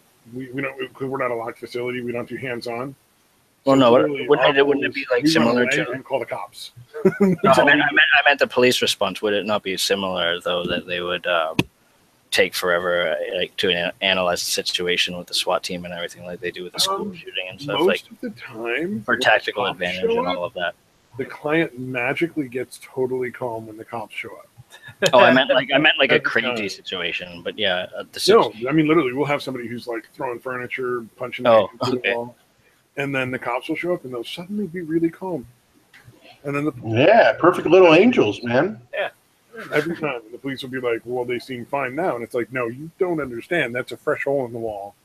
And Yeah. that dude put it there. You need to take it." Or like, the person was waving a knife around. They can't be here anymore. Like they need to go to the locked facility. This is not what we do. Yeah. Yeah, it seems like you should have the credibility on that they should just fucking believe you. But they're fucking like the cops are giving you a hard time. Like, well, he's not doing it now. I'm Lack of kidding. He training. didn't want to get his ass whipped. So It's lack of training. It really is. It's a lot of the Well, cops get maybe The cops will probably be on your side more if you just automatically start taking the guy's blood before no, they get there. not on ours. Oh, no, I they're see your never on our reference side. there. I'm being told. Yeah. California, man, nothing makes sense. No, they're never on our side. We had somebody actually get punched by a client. Not that the particular staff member was kind of an asshole. We all saw it coming. But you can't insult people all the time, every day, and not eventually get beat on by one of the clients because there's a limit. But the cop was like, "That's just part of your job." Wow. Wow, Did refuse that's to take fucking any action. horrible. And see, that's the funny part is for my job, for our security staff, for our swing shift, because we did the morning swings and graveyard, and I was Yeah. part of the graveyard shift. Ugh. But our swing shift we called the fighting shift because apparently between the hours of 2 p.m. and 11 p.m. everyone's so angry and just ready to fight. Like I didn't understand this concept, but half the time I was either getting a pass down from one of the swing shift guys on either they were almost in a fight or they were in a fight. And like we're talking almost brawl status. Like they come out swinging. Oh yeah. They come out swinging on the swing, but Well, it's right after lunch, and they all need a nap, and they're not getting naps, so they all get angry. yeah, man. So you don't get your nap in. I bet it's a medication thing. It might be. Maybe they got their morning dose, but they forgot their afternoon dose. They're Well, crazy by most 5 clients o'clock. don't have an afternoon dose. They'll just have like a morning dose, an evening dose, and a bedtime dose. Huh. It's You're very talking rare like that clients some have, a methadone morning shit medication. here or something? Well, just like general like medication for people with mental illness, like whatever meds they're on. Thorazine or something. Yeah. Seroquel. So I bet you because Lorazepam. 8 o'clock in the morning, and then the next dose is probably going to be like at 5 o'clock or 4 o'clock in the afternoon. So that's by 2 o'clock it's starting to wear off. Yeah, that makes sense, dude. Then you get a decent amount of drunk people. Oh yeah, Yeah, that too. before they get hauled off to prison. Yeah. We have a Got client to right sober now. him up, dry him out. We can't let him go anywhere because he will just go drink every single time he goes off property and steal shit every single time. See, I don't steal shit, but I like to drink. I'm surprised, like back in my youth, I never actually woke up in a drunk tank.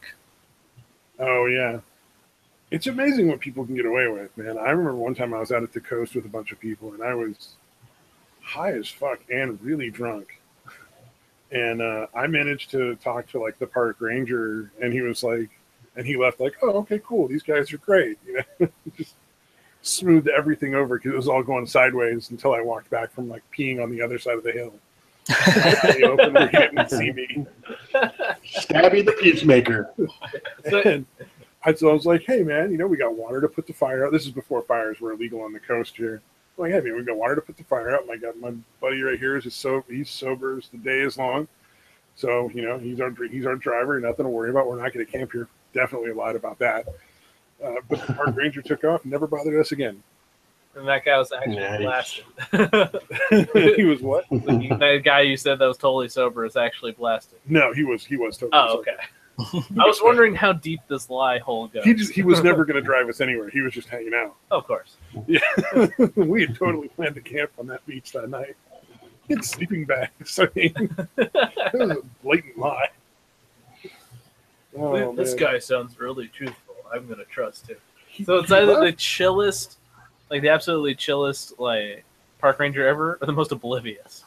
I think probably a combo of like, well, these guys, they have everything covered. If anything, they can put the fire out. They're not gonna. That's probably the main. We weren't breaking bottles and. He was distracted by your picnic baskets. Challenger approaches. We had somebody new join, by the way. Hey guys, It's Mr. Mole. I'm the mole. How are you? We're doing all right, man. Nice to meet you. Good to meet you too. Unholy diver. See his stripes, but you know he's clean. Oh, you know what I mean. So how are you on this fine Monday morning, gentlemen? Well, that's right. It is technically Monday morning. Just turned Monday morning for us over here. Yeah, it's like 2:00 here. It's like 3 o'clock here, and I'm fantasizing about Wednesday. What happens on Wednesday? Wednesday Adams. Oh, Wednesday. pretty hot. Wednesdays are kind of a boring day, actually. So hump day, I guess, the middle of the week. What the fuck kind of platypus are you, dude? I am not a platypus. I'm a mole. It's Cyber Mole. Cyber mole. That's right. Nice. I just changed. Do you know Triax? Triax 666. Isn't Triax the Yeah. malware that won Trump the election that you implemented? No. Triax is a British fella. Triax 666, and he just made me a new. He just made me a new pic, and it's a mole with like a mech mole, and it looks like he's in hell. And I changed it over, but you know how it takes a few days to change on your YouTube. I think I get. That's what I'm seeing, actually. Oh, are you? Pretty bad. I thought I had my gratuitous dick pic. It's picture Dick Van Dyke. Oh. No, that's why I said Cyber Mole, dude. Oh, okay, cool. I'm glad you guys see it. I thought it was pretty cool. Oh, this is the most confused thing ever. What's going on? Where am I? Nah. I'm lost. Help! I'm delirious. I don't know what time it is. It burns us, master. The Yeah, elven rope. People pay good money to be delirious, man. You should be happy. Yeah, that's true. All right, I'm actually going to step away for a minute so I can come back and be totally confused. But I actually got something to do. All right, so I'll be back in a few, man. Nice. All right. Is he gonna mute himself or is he gonna leave altogether? Who cares?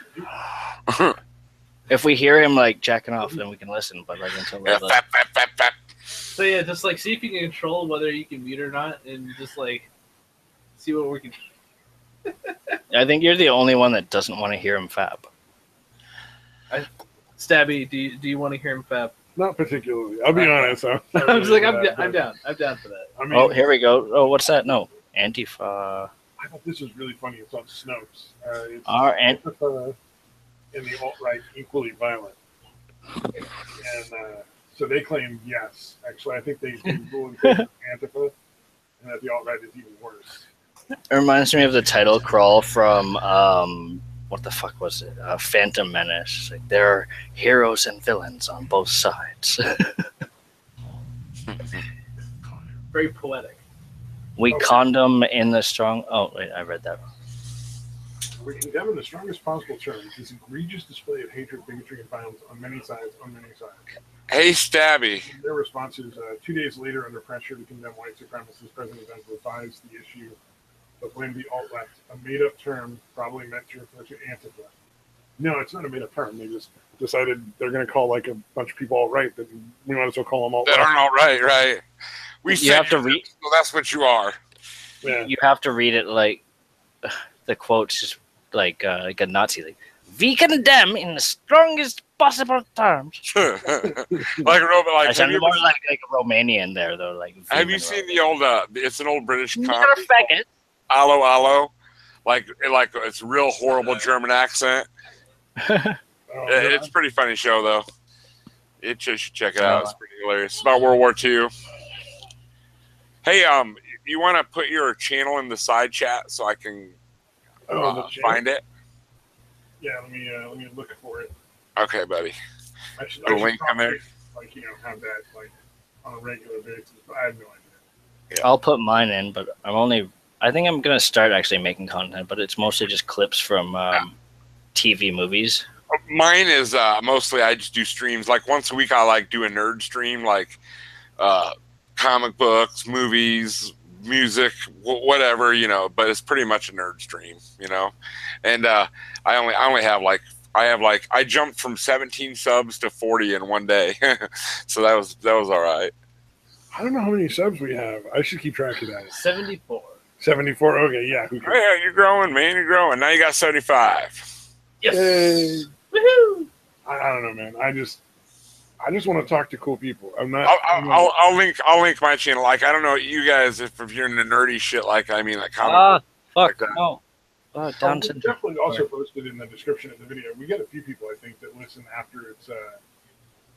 Yeah, I'll put my link in there for you too. Yeah, definitely. Link up. Wingardium Leviosa. Wingardium? What? Was that some Harry Potter bullshit? Like, Guardian Damn straight, that's some Harry Potter bullshit. You're a wizard, Harry. Faggy stupendo. Okay, I'm putting this is the only video from my channel that's different from the others. The others are like clips from old TV movies and weird feminist shit. But oh man, I feel like you should be watching Unknown Archive stuff. But this link is what I want to do more of with my channel, which is just making fake streams. Right. I think this should be the right link for my channel. We got a bunch of people posting like, maybe I've got the link. I'm just kind of high right now. You know, I get confused. It's the good stuff. So I forgot how to use my fingers. Oh, there you go. Yeah. Swinging random chords around the room. That's always a good plan. Here, hold on. There. Let me get dangerously close to your face. No, that's great, man. Awesome. Clever girl. Yeah. There you go. All right, cool. And I'll make sure to put those in the description for anybody who's listening after the fact. No problem. Yeah, but if any of you guys ever want to join the nerd stream, you're more than welcome to.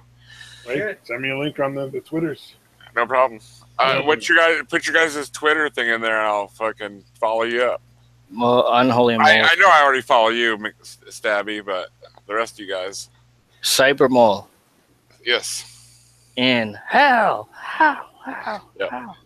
Sorry, Juice. Welcome to hell. Deep in the dead.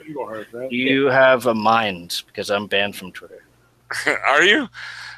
Yeah, recently. So what does anybody know what fuck Tim Blake did to get fucking banned from Twitter?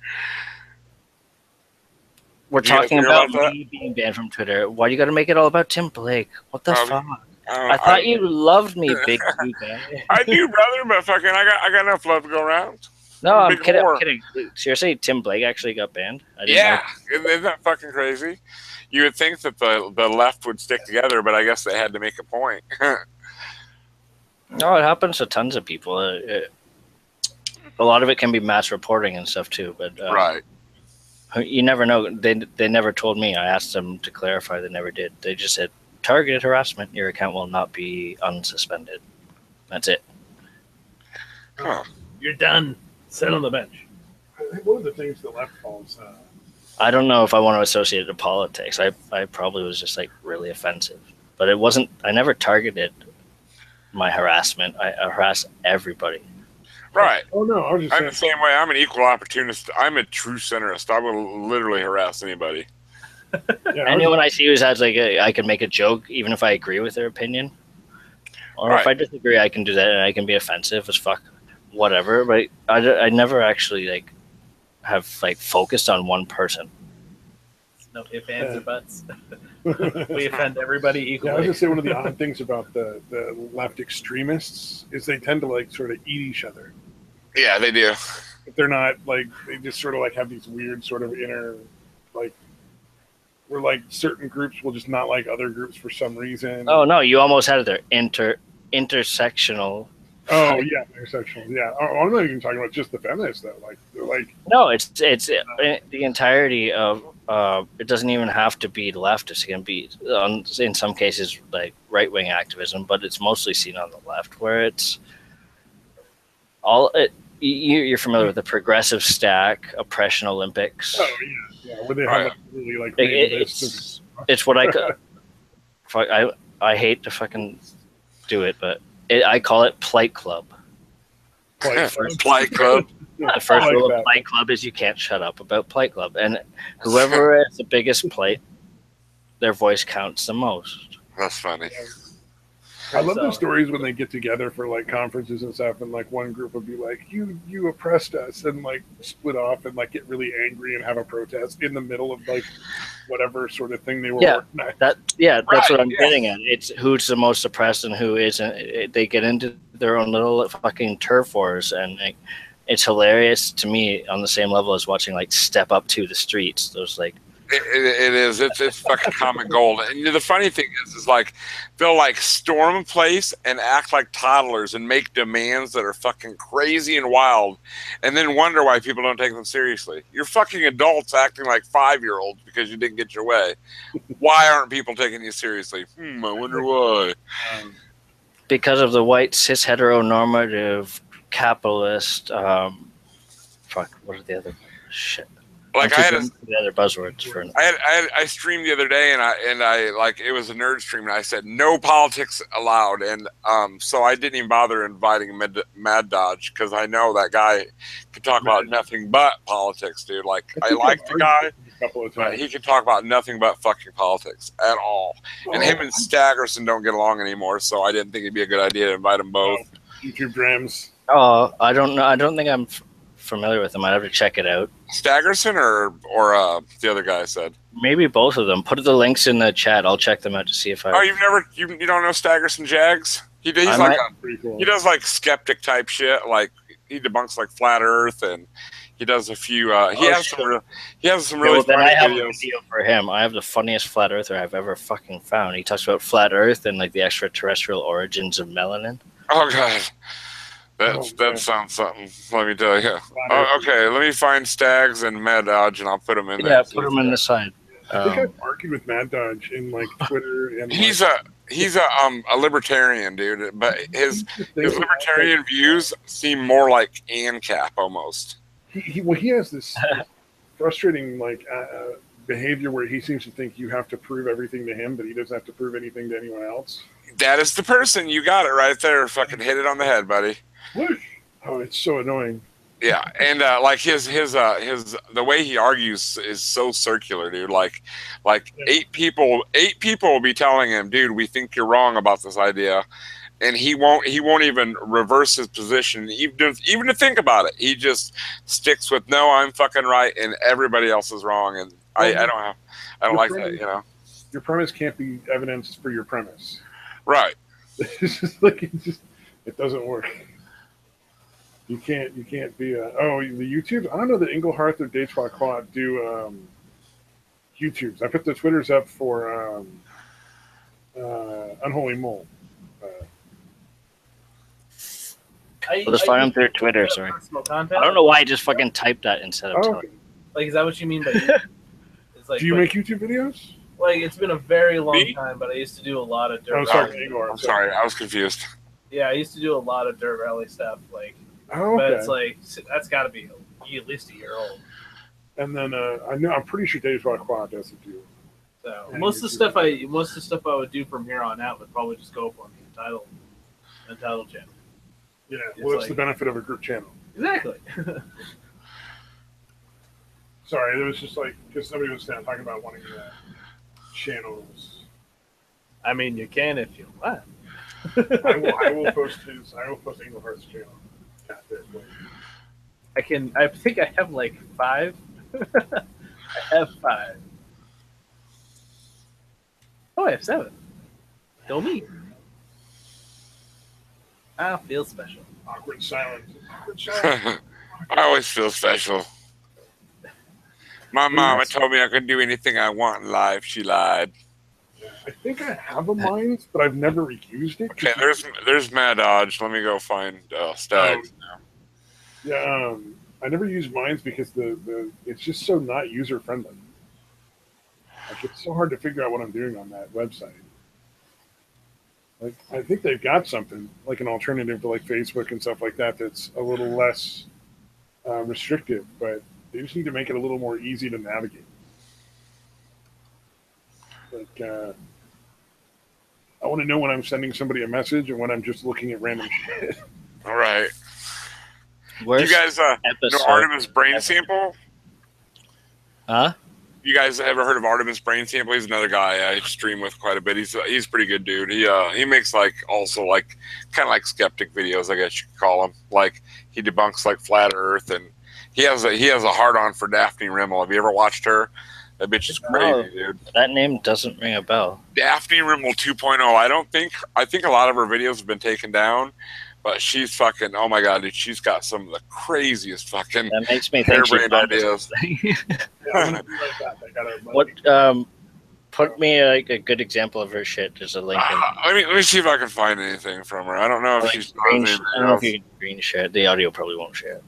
right. I'm gonna see if she even has any fucking videos anymore. One of my favorites is Gail, Church of Gail. She's awesome. I never heard of her. The Church of Gail is her spaceship where her men live, her husbands but on Earth, like they are Jesuit clones, and I guess her channel's been taken down, but I found a video where it said where did Daphne Rimmel go, so it probably shows some of her nonsense in here. So let's see if that way you can at least get a taste of it and what it's like. I just feel bad I can't smell it.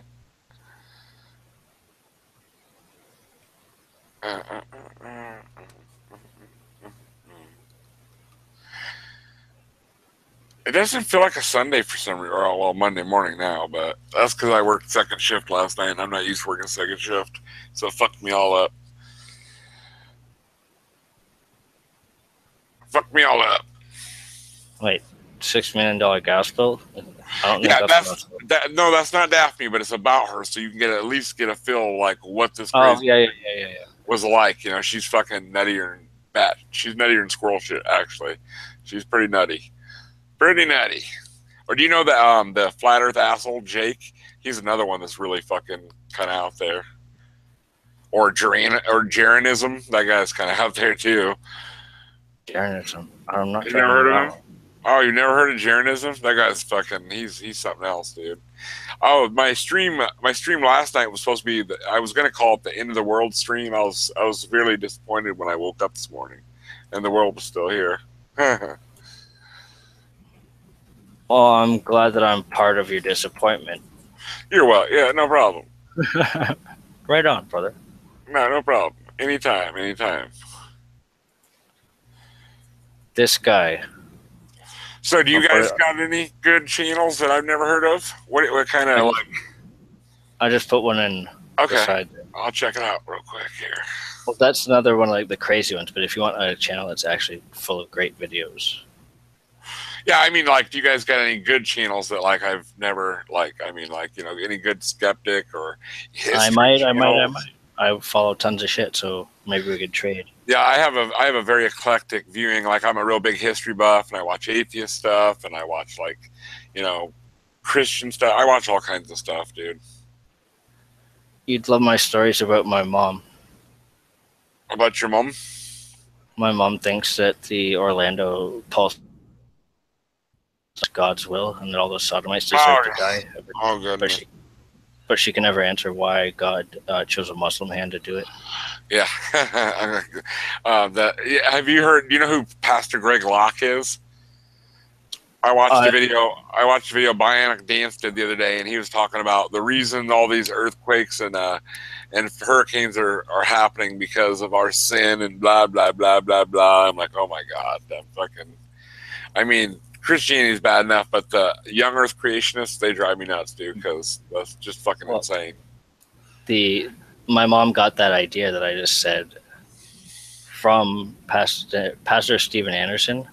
He's my most hated. I hate watch him. He's one of the people I hate watch. Yep. Like, do you have any channels you hate watch? My mom fucking loves that guy. Yeah, I have tons, and he's. Oh my god, dude! I fucking can't stand that dude. My mom. Oh my, he's such a bigot. My mom hates everybody. Gays, black. He hates everybody, dude. Everybody. My mom follows that guy. Like, he's her pastor, and she's like watching the streams all the time and stuff. The other day, she sent me a text. I woke up to it was trying to sleep before working like a night shift, and it's like my phone just goes like message. I wake up, what the fuck? Look at it, and it's message from mom. I think Ann Coulter may be a tranny. Thanks. Okay. I mean, she's not the most attractive woman, but I'm pretty sure she has fucking vagina. But like, she goes on and on about. Sorry, I had to run Engelhardt out the door. He has a job, so. I'll summarize real quick. Sorry, I'm rambling. She goes on and on about this stuff, and she wanted me to know. She sent me a text before that.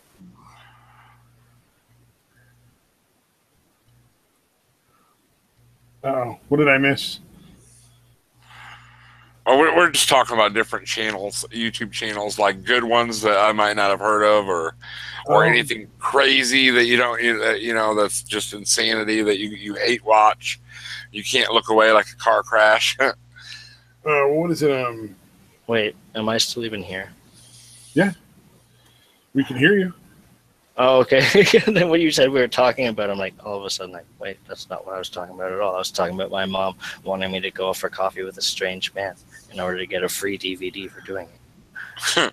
I guess that sounds odd. Your mom told you. But there, it's summarized. Well, what kind of DVD? Like a churchy DVD?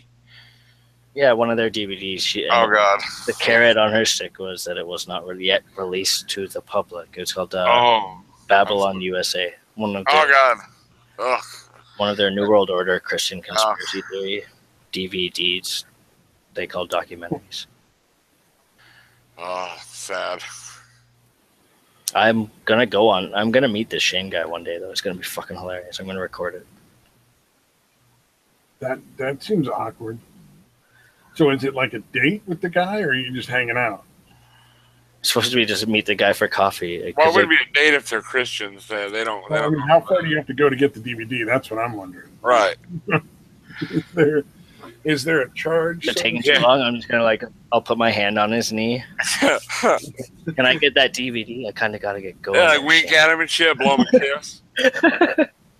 Like, hey, how about that DVD, big boy? But if I show too much affection, he might just go all crazy and be like, "I can't quit you." Right, you need conversion. The Lord needs to be in your heart. Praise Jesus, hallelujah. You want to hear something crazy? I'm an atheist, and my girlfriend is a devout Pentecostal, and her dad's a pastor. Believe it or not, no shit. I mean. But I don't mock her religion. I don't bring up my atheism. Like, if you think about it, I put up with way more God stuff than they put up with atheism. Like atheism, there's nothing really to it. I just don't believe in God. I mean, but when I'm with them, I don't mock them. At meals, I'll wait until they're done praying. I'll bow my head out of respect, I mean, so, and I talked to my girlfriend about that. She's like, well, I never really thought about it that way. She's like, you're right. You do put up with more God stuff than.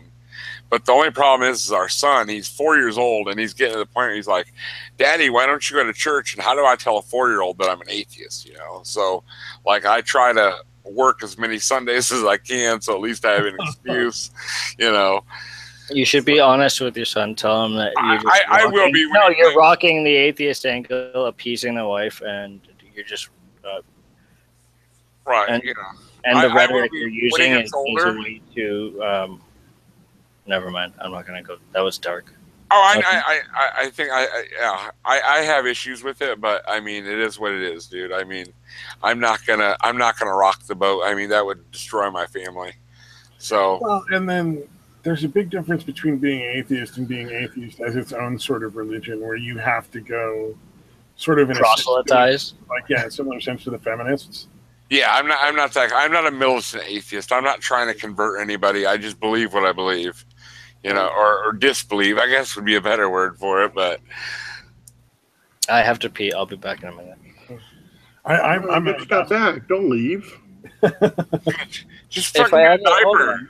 I don't think we're like astronauts. Okay, fine. I'm pissing in a bottle right now. You just knock yourself out. I'm actually doing it. Jesus. I'm proud of you. Gone Dave's watch. Just dump it later. Actually, no, that's a very bad idea. I had the lid off the fucking thing. Sorry. There's way worse ideas than that, I'm sure. That's not a good idea, but there's way worse ones out there. Oh, I knew a dude who used to always pee in soda cans. He went to his room. In soda can. And did he like just leave them around his room? I'll be right back. Well, he wouldn't leave them around his room. Oh, that's good. The next day, but he felt like he didn't feel comfortable leaving his room after a certain hour because he was renting a room in his friend's house. Oh, okay, so it His was friend's parents were there, and like I guess they had issues with people being up after a certain hour. It was a weird situation, and he was just like, "I got no other option. I got to pee in a soda can and wait and dump it in the morning before anybody gets up." Yeah, that's. I feel sorry for him then in that aspect. He was just trying to be respectful. Then is what you're saying. Oh yeah, he was just out of high school. He was like, this is a long time ago. He was like 18 or whatever. But I thought that was hilarious. Man, God, high school was so long ago. Ugh. I just turned 40. What's today? The 25th now. Yeah, 11 days ago. Woo! I had a pretty good birthday stream though. Beard Burying came and Clever Jester. I don't know if you guys know Clever Jester. He's He's the cousin of Pat from Poisoning the Well. No, I've never heard of that guy. So I know Beard Burying, but yeah, I never heard of the other guy. What about Oscar Jungel? Do you know Oscar? Or have you ever heard of Oscar? He's a Swedish YouTuber. He does he debunks like ghost shit, like paranormal stuff. He shows how the ghost hunters actually do their tricks to make it look like there's a ghost there. He's pretty good actually. I love those shows. Those are so funny. Yeah, Oscar's. You would like Oscar. Check him out sometime. I'll find his thing and. Sure. I don't want to know how the magic happens, man. I just think they, throw their flashlight across the room. Oh my God, a ghost took it. And then yeah, but he sets up. He actually sets it up and shows everybody how it actually goes down. Like how people do the ghosty shit. How they fake the paranormal bullshit. Yeah, like how they have strings pulling fucking, if they pull the strings and the pans fly and doors open and all that shit. What you want to watch for paranormal stuff that's fun is Destination Truth. No, that fucking host guy is so pretentiously, annoyingly, and flamboyantly, stupidly faggotry. Every treat. Wow. Yeah, strong feeling. What about have you ever heard of DDF Ghost Hunting? His name's No. He's out of Germany. He's pretty cool. No. And on the Destination Truth, there's that one guy that's like a total fucking frat boy looking guy, and my son actually likes that show. But every time that dude comes on there, I'm like, dude, bro, every fucking time, dude. That would be the host. Oh, it annoys the hell out of my son. Yeah, Josh Because Gates. your son knows he's not a dude, bro. Your son sees him as the woman. Dude, bro. Check. Well, he has a new show, that guy. Joshua Gates. I'm joking. What's his name? Joshua what? Josh Gates, the guy that was the host for Destination Truth. He has a show on Travel Channel now where he just does the travel log stuff. Like, he just goes places. And what's his name again? Josh Gates. I think I've heard of him. He's done stuff with the other, the ghost hunters and stuff like that, too. He's crossed. Okay. I think I've heard of him. Yeah, he's been on a few of the episodes. Yeah, Destination Truth was just a bunch of people running around and playing Let's Pretend with night vision cameras and stuff in exotic places. Yeah, they were wannabe finding Bigfoot. They were they would look at videos and shit, and they'd be like, "Hey, we should go check this out," and then they would see if they could recreate it and shit like that. Peru, where it is said that this certain thing has been happening. Local school children have reported seeing this monster. I'm Joshua Gates. Well, no, you're talking about a different show, Dave Swad. Destination Truth was they would travel and look for things. And then there was the one where the guy claimed to be an FBI agent, and they would try to figure out whether or not it was true. It was I'm thinking of Fact or Fake, dude. I'm thinking of Fact or Fake. That sounds like Sci Factor almost. And it was really funny because the guy said he was like an FBI agent, but pretty sure he had never been in the FBI ever. Yeah, isn't it against the law to claim shit like that?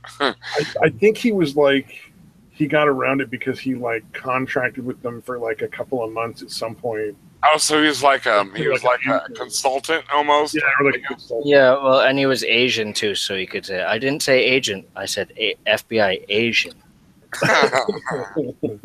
I'm an FBI agent. Stop where you are. Secret Asian man. Oh, that's funny. Yeah, they were both great shows, though. Have you ever noticed that, like, remember you were talking about school children seeing monsters? Have you ever noticed that it's always in third world countries where they're superstitious as fuck is where all these sightings occur? I mean, that tells me something, I mean, it's just superstition. The human brain looks for patterns. It looks for shit like that, Yeah, and they're going to assign supernatural shit to stuff that's just not supernatural. Right, the God of the Gaps fallacy. Oh, if we can't explain what happened, it must be God. Or you can insert monster. It works the same way. Oh, we don't know what it is. It's a monster. I watched. You guys probably have heard about like the alleged sightings of dinosaurs. Like, the pterodactyls in Africa, right? In Mexico too, man. So it was like a 4-hour, I think, long fucking video. Wow. David Icke. Oh Jesus! Yeah, lizard man. David Icke, oh god, Mr. Reptile people. Interviewing Credo Mutwa, who's one of the last fucking Zulu shaman, and he's going on and on about all of these cases of like, what we saw the sky people, Mr. David. It goes on. I recommend if you ever fucking get some mushrooms, like just look that up on YouTube. Right. I hate mushrooms. They always make my gut hurt. I'd rather eat some acid. Mushrooms always fuck my stomach up. Ugh.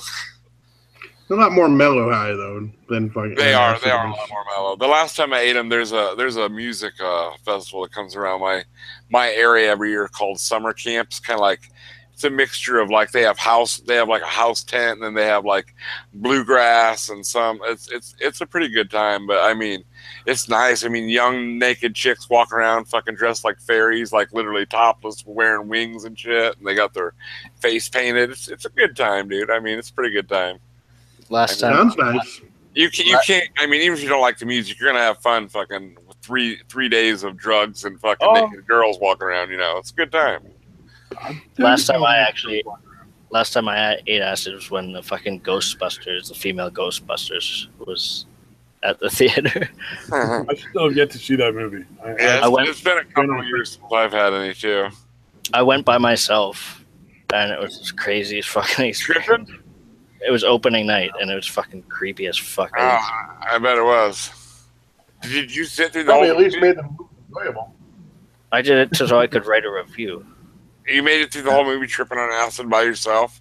That's pretty fucking. That's quite an accomplishment, I must say. Yeah. Was the theater packed? Quite That an freaked me out. accomplishment. No, opening night it was 78% full, I'd say. Ooh, that's not good for an opening night. No wonder that movie. Especially with me in there, that should negative some of their numbers because they just laugh at how bad it was, and I couldn't even do that. I was just like, oh. I haven't seen that movie yet, and I don't plan on watching it. It's disappointing, especially an older guy like me that grew up watching the original Ghostbusters. Yeah, exactly. Yeah. Same problem here, man. Or like the old school Teenage Mutant Ninja Turtles, dude. There's nothing better than the '90s version. I mean, fuck. Oh yeah, this new shit, Are you talking about the movie where the people were in the? No, I'm talking about like the original animated series. Remember? Animated series. Okay. Yeah. Well, I was just trying to clarify because there was the movies. There was I think 3 of them that were just really cheesy. Ninja Turtles. Yeah. I'm just talking about the animated, and Batman, the original animated series, best fucking animated series ever, dude. I don't know. I liked Brave and Bold. I thought Brave and Bold. I did too, dude. Brave and Bold was one of my favorites because it was so campy. You're the only person I've ever met that said that. Because they brought out all the heroes you'd never see. Oh, I loved Brave and Bold, dude. Some really wacky villains. Yeah, dude, I loved it, dude. And how do you remember when Batman went back in time? That was one of my favorite episodes. There was fucking 30 different Batmans. I love them. Batman and Cave Batman. Yeah. Oh yeah. Oog Wilfred. Oog. It was weird. They had Cave Batman, a Renaissance Batman, Cat Batman. It was crazy. I love the one episode of the original Batman cartoon. I think it was the original. When he fucking fought a werewolf. That was fucking awesome. Oh, that sounds cool. I want to see that now. I don't remember. Let me look that up. It might be a different cartoon than the original. I remember it from the 90s. Do you guys think that DC kills it when it comes to their animated movies, but Marvel is the king when it comes to live action. I wish DC was. I don't know. I'm waiting to see if the Justice League is any good. Oh, I hope so, man, because I love Justice League, dude. Do you know what storyline they're gonna go with? No. Wouldn't it be cool? I think the best storyline they could go with is, the storyline where Batman has a contingency plan to take out every Justice League member if needed. I think that would be a great one, dude. I don't think they've established Batman enough in their movie universe that they'll do it, though. I can't believe that either, because he literally is the head of the entire DC universe. Yeah, I'm waiting to see how that works. I haven't seen the Wonder Woman movie, but I've heard it's pretty good. Yeah, I've heard good things about that, so I'm a little excited. I've enjoyed Batman versus Superman because I wasn't expecting it. I was going to ask about that because I hadn't really not much interest in watching it for some reason. It was actually a lot better than I anticipated, especially with Ben Affleck as Batman. I was a little taken aback thinking, oh, Ben Affleck as Batman, I'm not sure, but he did pretty good. He really did. Right on. I'll have to check it out. It's one of those movies because if you haven't seen it yet, you've heard so many awful things about it that it can't help but make you think like, oh, this isn't nearly as bad as everybody thought. Just like Pokemon porn. So don't let that get a bad rap. I'm pretty sure that I've come across you Pokemon in different chat or different like live streams before in chats. Like I think you've been in there with me. And what Discords are you a member of? I think we're on a couple of the same Discords. Hold on, let me load that. I'm on. Hold on, it's loading. I want like the Mundane Matt one. Are you on Psycho Hamsters? I can't remember which one I see you on. Yeah. Yeah, Psycho Hamsters. Yeah, I'm Lord of Third Order in there. That's my name in there. It's Lord of Third Order. Oh yeah, I'm on Discord. I'm Skittles mixed. I sent you. Yeah, I'm a member of a lot of them, but I don't go to a lot of them because I don't know the people, and it's just it don't make any sense to go to one you don't know the people. I just go and I talk to random people. I mean, some of them are just too many people, though. Like, I would never go to Bearing's Discord. That's just too many fucking people to deal with. You would never, really... I didn't even know that there was a link. Yeah, I'm sure he has one. Like, I go to, Poisoning the Wells Discord I go to. My good friend Staggerson Jags, I'm on his Discord. They were my two main ones, and Psycho Hamster, I go to his because I know all the people quite well. I stream with them, I talk to them all the time. So, Oh, and Beard Bearing, I go to his a lot too. I put I'm pretty good friends with Beardy. Batman and the Werewolf. Oh, did you put it in the side chat? Yeah. Oh, I'm gonna have to check that out for sure. It's right below another link that's a Ghostbusters review that you can check later. Oh, okay. I just found that one. Have you guys what was I gonna? Oh shit! I lost it. I was gonna tell you something, but I lost it.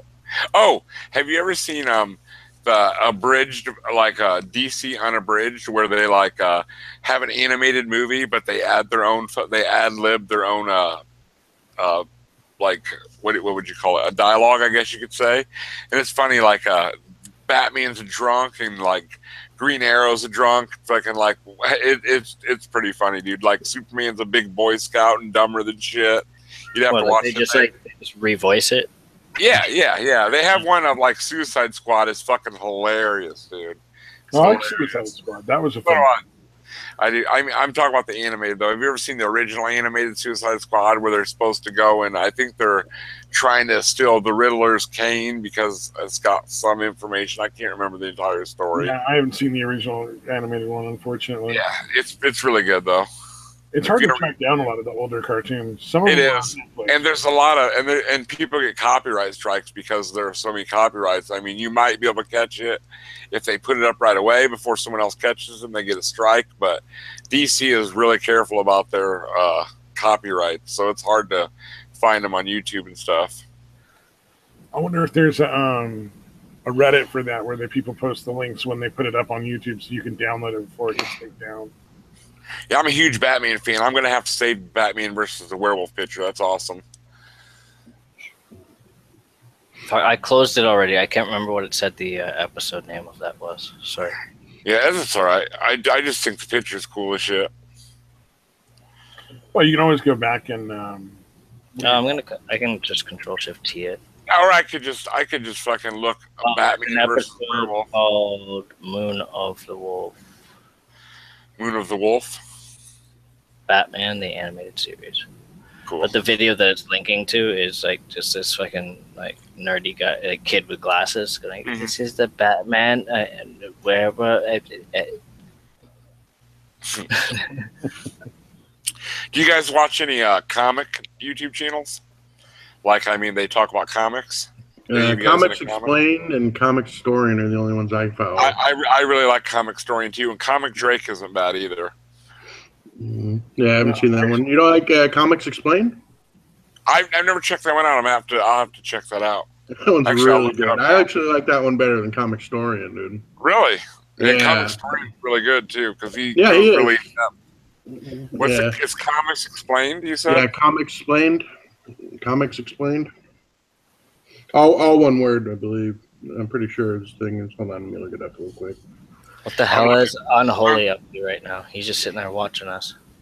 Yeah, it's Comics Explained, like all one word, like no space. Yeah, I found it. That one's really good. He's got a lot of subscribers. Right. Yeah, he's got over 1 million, 1.1 million. Looks like. He's got one more now. Yeah. Rob's really good at breaking shit down, dude. Yeah. I've been trying to shy away from anything political. I'm so fucking burnt out on hearing political shit, dude. God, am I so burnt out on hearing it. Oh, I don't even watch a lot of the political channels. I'm so burnt out. Sticks Hex and Hammer, I kind of watch some of his stuff. His shit's good though, dude. His fucking amazing, dude. I fucking love that guy. I even watch the shit that he does on Vermont issues, dude. Oh, I haven't watched the Vermont issues. Maybe I should check those out. Yeah. Well, I mean, it's yeah. If you like Sticks that much, I'm relatively new. You're the one that told me about him, dude. Like a couple months ago, so it might just still be that kind of honeymoon thing. Get off your chair with your stupid fag tits. No, and then the other thing I watch is just like making fun of bad movies. Yeah, it can be. Sargon does good interviews, but not the rest of his stuff. Yeah, I haven't watched Sargon in a long time. I don't think he's as unbiased as he used to be. I'm pretty sure that he is starting to be quite biased. Yeah, the whole thing with Candid and with Harmful Opinions, I stopped. Once I saw that he, in my opinion, he was using things like autistic and purity test, pretty much the same way that the SJWs would use bigot and fucking transphobe and all that. Yeah, exactly. Yeah. And when you get down to that level, then you're no longer credible. You're just fucking ad homing them and trying to beat them at their own game. And when he used his intelligence and used the actual arguments, a good argument shouldn't have to be fought. It should stand on merit alone. I mean, a good argument is a good argument. You know what I mean? Yeah. And I think what happens to people, I've discussed it here before, but once you get a certain level of subscribers, it seems like you start feeling infallible because you got all these fuckers telling you how fucking great you are and that you're always right. Yeah. That's why seems to be right around 40,000 subscribers. That seems to happen. Yeah. Although I'm basing that on Jeff Holiday, so. Like Magog of Morscar, you guys know Magog? Oh yeah, fuck yeah! Yeah, like I've been subbed to Magog since he had 200 people. So I mean, I talk to him he'll answer me. He's a good dude. He's been on streams with me before, but his head hasn't gotten so big. You know, I mean, like other people. That's why I like smaller YouTubers that are still in touch with their audience. Yeah, no, I found Magog right around he had 70 subscribers or something. Wow. And man, those fucking first videos were so goddamn good. Oh yeah, they are. He's a funny motherfucker. Almost painful laughing at him, dude. Yeah. You just fucking can't stop. It's still really good, but I think it just it's probably just the fact that I watched him so many and fucking wears off a little bit. He's still really good. Buy Pokemon? Oh shit. Just ducked out. Sometimes people are just done, I guess. Yeah. Yeah. Were we talking about people he liked? Do you think he got mad? I don't know. I'm not going to worry about it. I don't think he was mad. I mean, if he was, that's his He problem. might have just been like ready to pass out too. He said it was like 3 o'clock in the morning there, like not that long ago. Yeah, that's true. That was like over an hour ago. Yeah, because it's 3 o'clock in the morning here now. So, but yeah, that's a problem I have with a lot. Like I've unsubscribed from a lot of the skeptic / anti SJW types. yeah, because they've gotten out of hand. Their heads have gotten too big.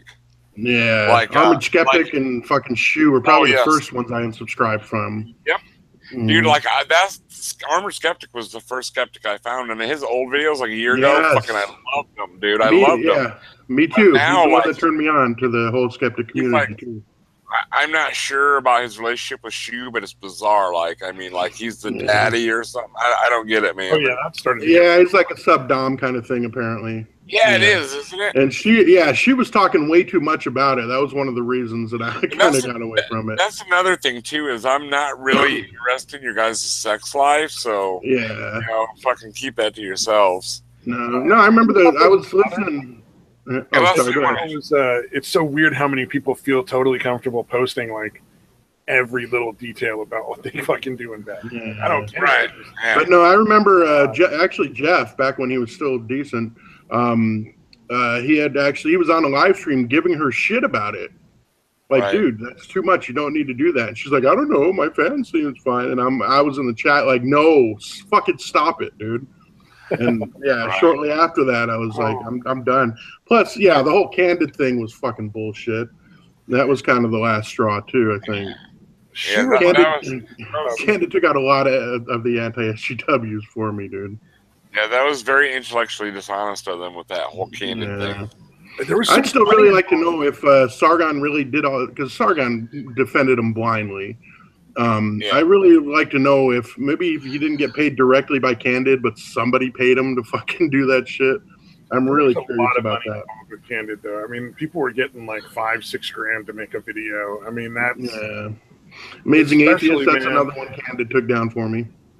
I would be hard pressed not to take the money, just because it's like fucking $4 or $5 grand would make a huge difference in my life.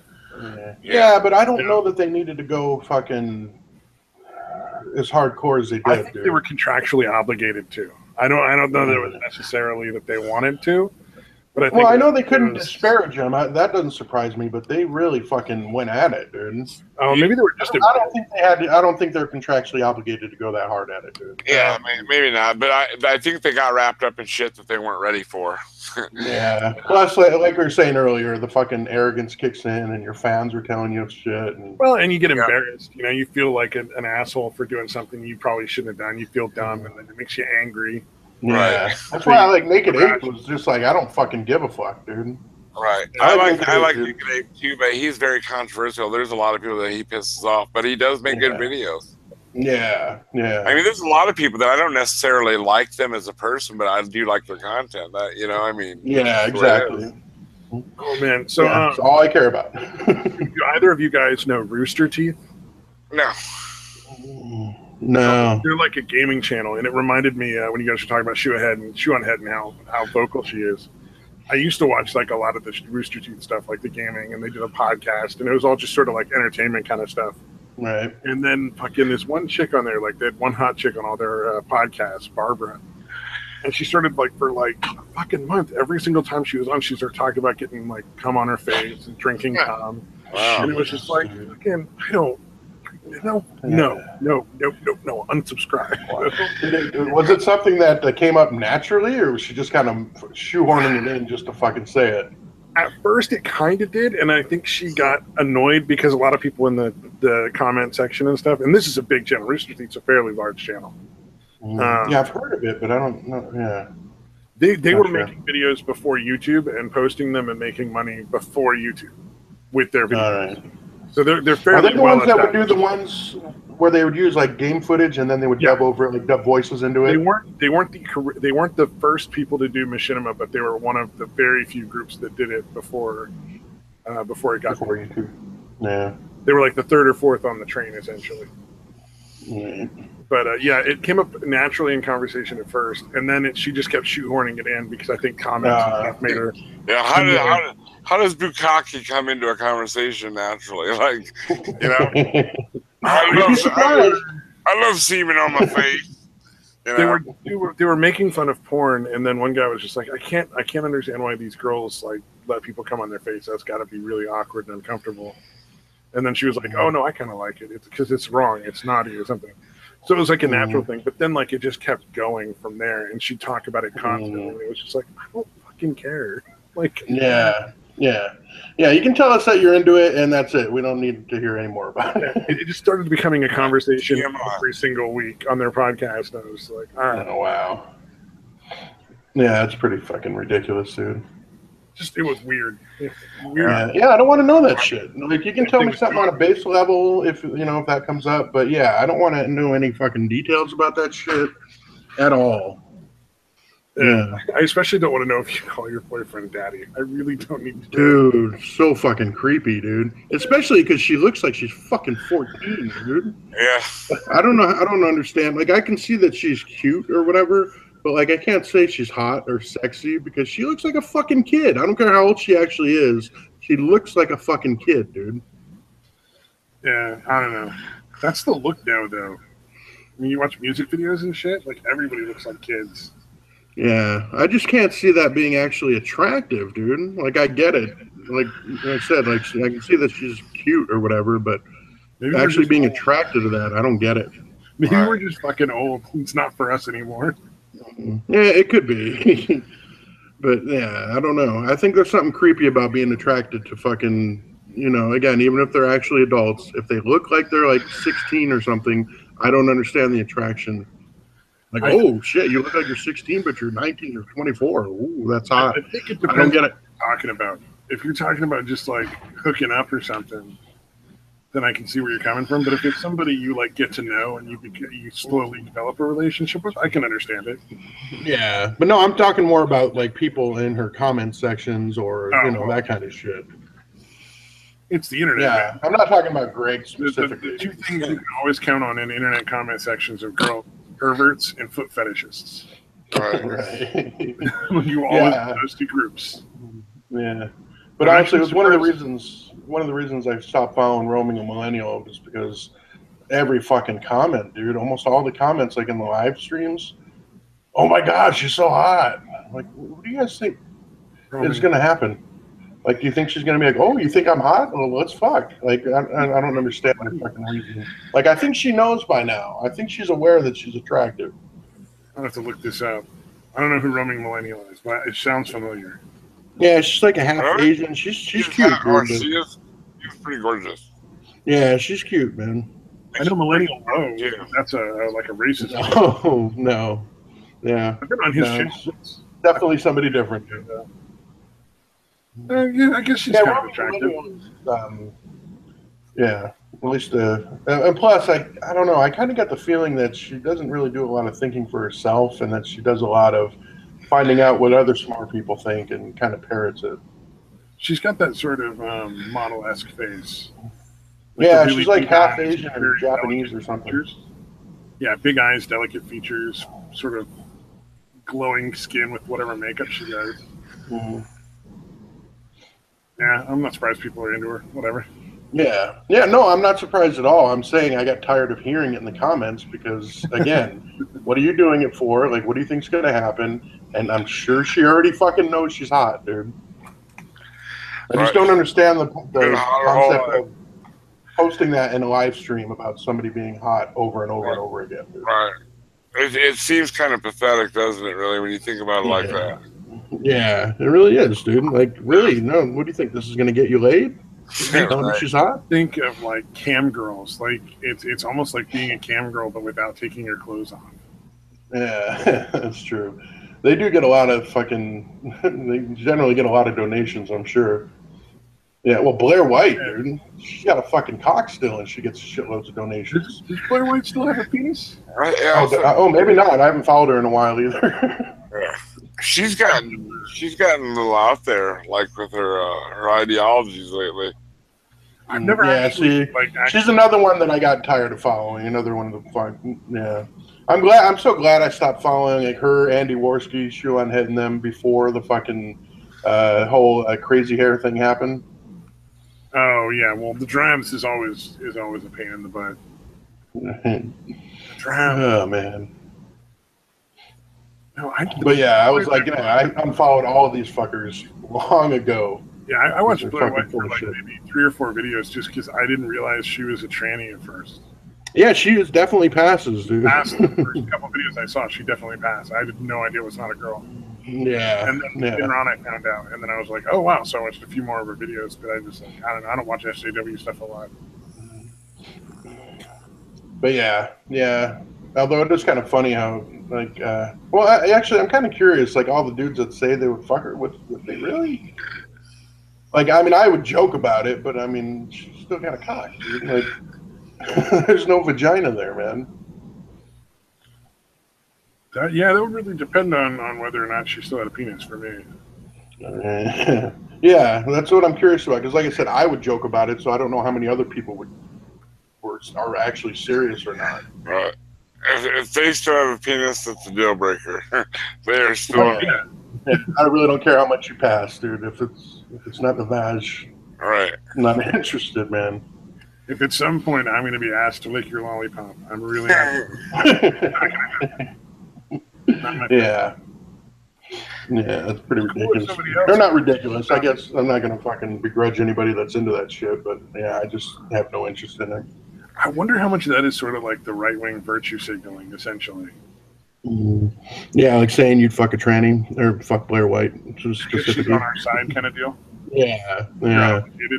I have to say I'm a tranny because Blair White's on our side. There's so few of those trannies that listen to us. Kind of thing. Yeah, it could very well be.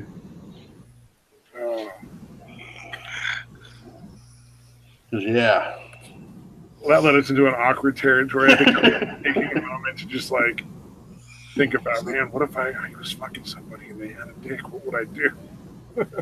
Yeah, like, goddamn, could I fuck a tranny? Like, if I had to, and I had a gun to my head, I guess. Well, yeah, I think so. I would rather fuck a tranny than die. Although I'm not partial to anal, but I guess I could do it. Right? Yeah, I'm not partial either. I'll tell you, I think Logic just stayed true to his channel. I don't think. Yes. Logic. I really like Isis. I think she has great content too. You know what? I think I follow her on Twitter, but she has her own separate YouTube channel too. Yeah. Who is that again? The girl? Fuck, dude! Jesus Christ! How do I not know that? Isis, the original Logic Soul lady. Oh no, I don't know who that is. Yeah. Oh, she's got a fucking huge mouth, dude. She's cute. Yeah, nice accent. Yeah, I don't know. I can't remember. I'm not sure where she's from. Like Israel, maybe, or I don't know. Italy, somewhere in the Middle East. Yeah, somewhere Middle Eastern, dude. Yeah, she's pretty cute though, man, and she's smart too. I mean, she's like Logic. She's pretty smart. Yeah, no, I've heard her on live streams with Logic. I just never realized she had her own channel. Yeah, I had a chance to live stream with her, and I had to work. I was pretty disappointed, but she's got like the rainbow sort of like person with a top hat kind of icon. Yeah, kind of. Yeah, are you familiar with Logic or no? Nah, to be honest, I don't really watch Logic. Logic is the godfather of skeptics. Yeah. Really? He does more of debunking like religious and Muslim shit. Yeah, like Christianity. I guess he rarely does stuff on the SJWs, dude. Yeah, he does the atheist thing. Religion. I'm like agnostic, so I just don't care. I'm agnostic atheist too. I don't know for sure, but the evidence leads me to believe that there is no God. That's the way I look at it, you know. Yeah. Well, I was gonna say, supposedly we're in an infinite universe, so somewhere out there in some universe there probably is. Right. So, but in ours probably not. Yeah, I would say not likely. Again, I definitely don't believe in, and again, I don't know for sure, and I don't really have a belief either way. But I definitely don't. I strongly doubt there's any kind of fucking actual entity, actual being Right. But I kind of feel like, I kind of feel like we're all kind of part of the whole universe. Like we're connected, kind of. That makes sense. I mean, there is something bigger than us, but it's the cosmos. Yeah. I mean, we're all part of the cosmos. Yeah, like we're little pieces of God. I mean, I don't know. I wouldn't put that as you know. I wouldn't say you're a deist or anything. I would just say, you know, it's logical to think that way. We're part of the cosmos, and you know, the cosmos is bigger than us. So, I mean, of course, there's a power out there. But what is the power? Is it the law of nature? You know, or is it the law of physics? Is that the kind of angle you're talking about? Yeah, kind of. And again, I don't know anything, obviously. I deliberately don't ever actually officially believe anything just because there's no fucking way to know. You know what I mean?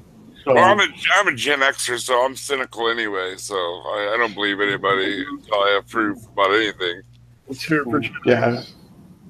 Huh? Here, let's hear it for Gen X. Right. Yeah, we're all basically the same age here. I'm a 90s child. Woohoo! Yeah. That was a great time to grow up. Music was fucking awesome. There was so much going on in the world, you know, it was a good time. Yeah, like at the very beginning of the 90s, there was just a little bit of PC stuff, but then it just went away super quick. Yeah, Married with Children killed anything PC. I think Married with Children fucking like...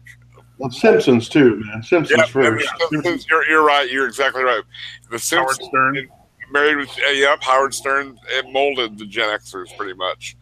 That's why we're so cynical as fuck. Yeah, it was a great time. I remember getting along with fucking all kinds of different races. Yeah, isn't that odd that there was no racism back then? No one. Well, you know what's weird? Except, no, honestly, in the town I lived in, black people did not get along with anybody. But beyond that, everyone else was fine.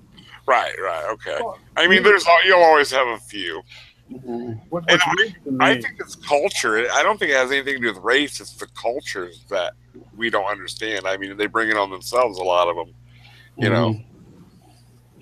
Well, I was going to say, like, the weird thing is you go and you watch, like, if you watch the news or any of that kind of stuff, it's like the world is falling, or the sky is falling kind of stuff. But then you walk outside and you're like, oh, everything's the same. Yeah. No, that's why I used to make a joke that I sometimes feel like my social media feed is from some other separate dimension because I do not recognize the world that's fucking described there. Right. Like, the problem is... Oh, go ahead. Oh, go ahead. Go ahead. Oh, I was just going to say the problem is that there's people now suddenly we have to pay attention to this extremist minority that just won't shut up, and everybody's like humoring them or something. Yeah, like, kowtowing to them. Nonsense, and everybody's bowing down to them, even though they're an extreme minority, and the stuff they're saying is just patently insane. Yes. Yeah. Well, I think a lot of it is they actually think if you just like, oh, just humor them, they'll go away, and that's not how they work. That's not how they work at all. Horrible idea. Yeah, we cannot humor them and they'll go away. That is a horrible idea. Yeah. Pacifism. I want to know when. Go ahead. I want to know when feelings became more important than facts. I don't know. It's so weird. Yeah. Or when your race, your sexual orientation, when did that shit become the most important thing about you? Right. I mean, like, who gives a fuck what people do behind their... I mean, I don't care if anybody... I don't tell people about my sex life. I mean, I don't need to broadcast to everybody. Hey, I'm heterosexual, woohoo, and I love pussy, you know? I mean, people should know that, you know? Yeah, that's frat boys that do that shit, and nobody likes them. Right. I've never liked like, if you wear your hat backwards, you're a douche, you know? I mean, don't wear your hat backwards. There's a bill in the front of it for a reason. I'm being silly. I don't care. Some people wear their hats backwards, but as a rule, people that wear their hat backwards are kind of douchey. I mean, it just stick on my hand and hand. Yeah, but yeah, the race and sexual orientation should be, again, the least important things. And now it's like, that's who you are, that's your identity. And it's, again, I think it's people that are fucking boring and don't want to bother to develop a personality. So they're like, I'm this. It doesn't require any effort at all. Yeah, but they want to be the center of attention. Yeah, fucking. Ugh. Without any work. Yeah, exactly. Don't cultivate a nice personality or anything. Just fucking demand shit and fucking because you're a minority or whatever. Yeah. But it really does seem like the tide's turning, dude. So that is kind of encouraging. Yeah. It is. What did you guys think about people actually fucking comparing Kim Jong Un to Trump? Now, I think Trump's an asshat. Don't get me wrong, but to compare a fucking dictator that has murdered his own family and starved millions of people to death to a reality star that's an asshole with an orange hue, that's a little bizarre. I mean, I'm not saying that. Honestly, I think Trump actually wants to do a good job. I mean, it's for his own ego, but I think he wants to do a good job. I do too. I think that people are. I mean, I'm not a fan of his or a supporter, but I do believe that people are throwing him under the bus and making him seem worse than he is. Oh yeah, the fucking media is doing a total hit job on him, dude. It's fucking crazy. He's a Democrat. Yeah. He's been a Democrat for most of his life. He has multiple awards for all of the things he's donated to causes like, getting black kids into college and stuff. Right. I mean, he's never done nothing racist that I've ever seen. So where the fuck do they get that from? Yeah, his son-in-law and his daughter are Jewish. Like one of them Jewish. Yeah. Like he's the KKK. Yeah, right. Yeah. He's more of a populist, He wants to go with what, generally what's right, but I think if you're comparing somebody like Kim Jong-un, who's literally fed people to dogs while they were still alive, versus somebody who wants to build a wall so that he can keep criminals from Mexico from crossing the border. Yeah, it's not exactly the same thing, dude. If you're comparing you and you're thinking, gosh, I really like that fella who's killed all those innocent people. Right. Yeah. Or calling him literally Hitler. Like the what? That Dean Arella guy, he's like an SJW, and he's one of the ones that was saying that he trusts Kim Jong-un more with nuclear fucking weapons than he does Trump. I'm like, what the fuck is wrong with you? Yeah. Kim Jong-un has launched multiple missiles over Japan to test them. Yeah. But I think it's such a provocation, dude. Yeah, I agree, though. I think he is trying to do a good job. And I think the reason people don't like him is because he's outspoken and he fucking says what's on his mind. And people are not used to politicians doing that. Well, I think Trump knew exactly what he needed to say to get middle America to vote for him. And he's continued to say it, like this latest thing with the Colin Kaepernick in the NFL when he's like, you know what, these NFL owners, if you're not going to stand for the national anthem, you should just get rid of these guys. And he's right, dude. I mean, there's no reason to be unpatriotic. There's a difference between nationalism and white nationalism. You can be proud of your country and be a patriot without being a fucking racist. Oh, here's the thing. So this is the thing that pisses me off about this. First of all, taking a fucking knee during the national anthem doesn't do a fucking thing. Yeah. So it's just posturing bullshit. These guys got millions of dollars. They could be helping these families out with funeral costs if they're really that big a deal. They could be hiring lawyers to help these families sue the police if they think that the police were in the wrong. Right. They could be setting up groups to go to this, figure out how they can get some of this stuff to the Supreme Court to get it, changed if they don't agree with the laws, or lobbyists to go to the Congress to change the laws. Right. And they've got this huge amount of resources, and they fucking take a knee. Exactly. Why do all that when you can just take a knee and fucking everybody thinks you're great? Nothing. I mean, instead of using the system, they're trying to fucking fight against it when all they need to do is use the system. I think that the left got Trump elected unknowingly, because they bashed him so much that normal people in the middle that don't say nothing, there's like, well, fuck this, I'm voting for him because these people are nuts, Yeah, tell the straight white males how horrible they are and see if they're gonna fucking vote for you. Right. Call us racist for fucking day after day after day after day and fucking find out what happens. It's going to be 8 years. It's going to be 8 years for sure. I really don't think Trump is going to lose, but I think he's going to win. Right. No, well, they haven't changed anything. They obviously didn't learn anything from losing, dude, because they doubled down and tripled down and quadrupled down on the bullshit. Trump is fucking them in a way, if you think about it, because he's going and doing things that they didn't expect. He's not acting like a dictator or a fascist. No, he's not at all. People were expecting jump boots and fucking FEMA camps or what?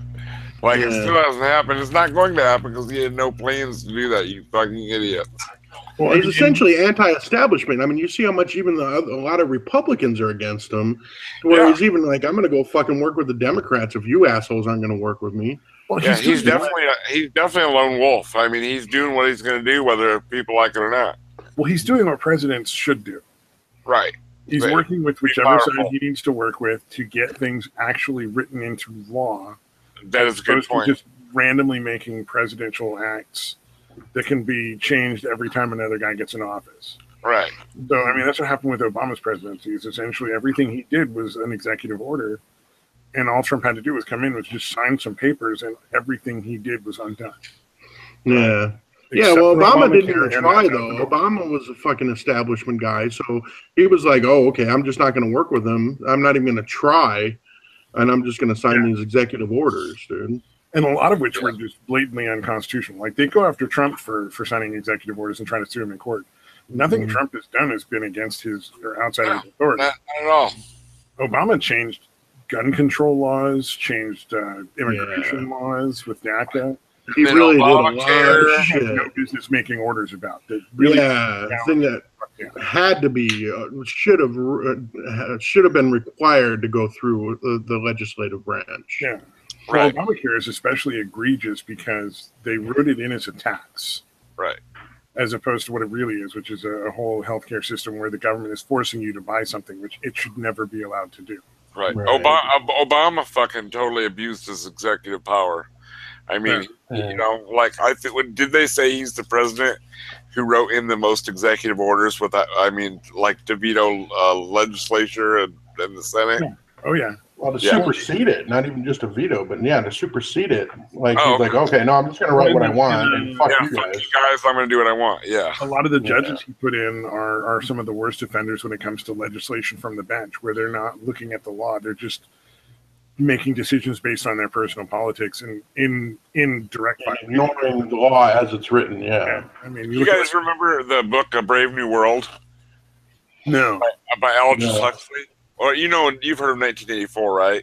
Yeah. Oh yeah. Okay, you know 1984 is like a totalitarian state and fucking like you know the I don't have to Oh yeah.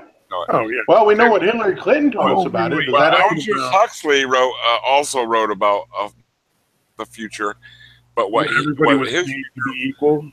No, his future like everybody was like obsessed with consumerism and they were all on drugs to fucking keep them docile. Oh, okay. And stuff like a lot of it like so it's almost like our world is almost like a mixture of 1984 and A Brave New World together because like everybody's on pharmaceuticals now and everybody's so fucking obsessed with everybody else is buying. It's totally a consumer society. You know, everybody covets everything everybody else has. Oh, that's one thing I've never understood. Yeah, me neither. Yeah, well, I'm like that too. I'm not a material kind of guy. Well, like, so everybody has to have like these smartphones, but I got almost got it was like not quite a smartphone, but it was like sort of like on that path. I'm like, I don't use any of the stuff that this does that's extra. Why am I paying for it? Right. And I'm like, so I just downgraded to a flip phone, and I pay like $20 every couple of months. Right. I have a flip phone too. I just get on Twitter on my computer, you know. Yeah. Exactly. Yeah, I have a smartphone. I use it for most things, but I mean, if I had a smartphone, I would just be on the internet all day anyway, so I might as well not get one. Yeah, no, I'm on it a lot more than I should be, dude. Yeah, but I definitely actually use it. I never used any of that stuff. That's why I got rid of mine. If I used it, I'd totally keep it. Yeah, see, I mean, like when I watch videos on YouTube or Twitter and all that, I do that from the phone. I rarely get on the computer. Yeah, I will do that too. I do have a smartphone just for that. It's not like hooked up to anything, but I can use my internet at home to watch YouTube and like get on Twitter and stuff like that. But yeah, you're right. I mean, it's definitely not necessary. I could definitely do all the shit from a computer that I do on that. Right. No, it's not about whether it's necessary. It's about whether you actually use it. Like, a lot of people get things and just never use it. It's like buying a huge 4-wheel drive vehicle that and you never drive off the road. Why did you buy it? Yeah, just for the looks. I like the way it looks when I drive down the road. Right. Yeah. And sadly, there's a lot of people that are like that, you know? Yeah. I mean, I bought a station wagon because I tend to occasionally buy like fairly good sized items that don't fit in the trunk of a car. So I'm like, well, I should get a station wagon because when I'm hauling some plywood or like a couple of 2x4s, I had a grocery getter for years, man, when I was a kid. Yeah. Oh, you know what's yeah. weird? Like, think back to your first cars. You guys are about the same age as me, you said. Like, I don't even think I could afford to put gas on the cars I had when I was a kid. Like, you had like a 76 Monty with a fucking Holly four barrel and a fucking 66 Oldsmobile with a 425. Dude, I wouldn't fucking get nowhere. I'd remember when $5, you know, gas was like $1 a gallon when I yeah, I first think started when I got driving. my license in 90, how was it, 95 or 94? 94, I believe. And gas was maybe like what, like $1.09 a gallon. I could get like for $5 I could put gas in my car, get a pack of cigarettes and a Mountain Dew. My first car that I had was a 76 Custom 100 Chevy pickup. It was like an old utility truck. Yeah, 8-cylinder. At one point, like a phone truck or something, and it got sold around for like $100 to my parents. They were like, "Here, we got you a truck," and I'm like, "Yay!" Yeah. You know, kids today will never have the joy of going out hill hopping and beating the fuck out of their beater because they got nice cars. You know. Yeah, they never go cruising. I don't know. Remember? I don't know if you guys did that when you were younger. Yeah, when I was a kid, cruising with everything, dude. Yeah, exactly. Drive up and down this fucking strip all day fucking long, Friday, Saturday night, you know? For hours, dude. It is kind of ridiculous now when you look back on it. It is. But that was fun, man. It was fucking good time. We don't have a strip per se. We used to always drive to the coast because the coast is like 40 minutes away from my house. Well, I live in the middle of the fucking cornfields in Illinois, so there's no coast near me. Yeah, if we wanted to go hang out, we would always just go out to the beach. Yeah, we'd go to like canal or something.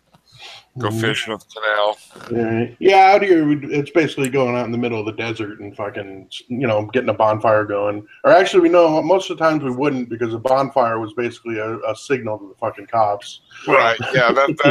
As a matter of fact, I remember a party I went to. What the fuck we were thinking, but we went to a party, like, there's a community college right outside of my town, like about 5 miles out. And we just pulled up in this fucking farmer's, like, field, like, right off the road, have a keg of beer. Only one person there is 21. This cop came. My friends ran all the way back from that fucking party to our town, which is like 5 miles through like fucking through hog pens and cornfields. And the funny thing is, the cops, like, it was like the day before school started, and I was like 18. The cop's like, "Fuck this, dude." He's like, "If you all go home now, I won't write any tickets out." He's like, "But you guys better leave right now." So. Yeah. Well, if you get a good cop, especially out in the boonies, a lot of times you get local cops who are like, they used to do that shit when they were kids, and they're like, I'll just kids, boys will be boys. Fucking field, so they're not tearing this guy's field up and then fucking be on my way. Yeah. See, yeah, where I live, it's like a bunch of fucking desert just everywhere, dude. So, well, there's not a bunch of different spots. On rural cops to make numbers as there is on inner city cops. Right.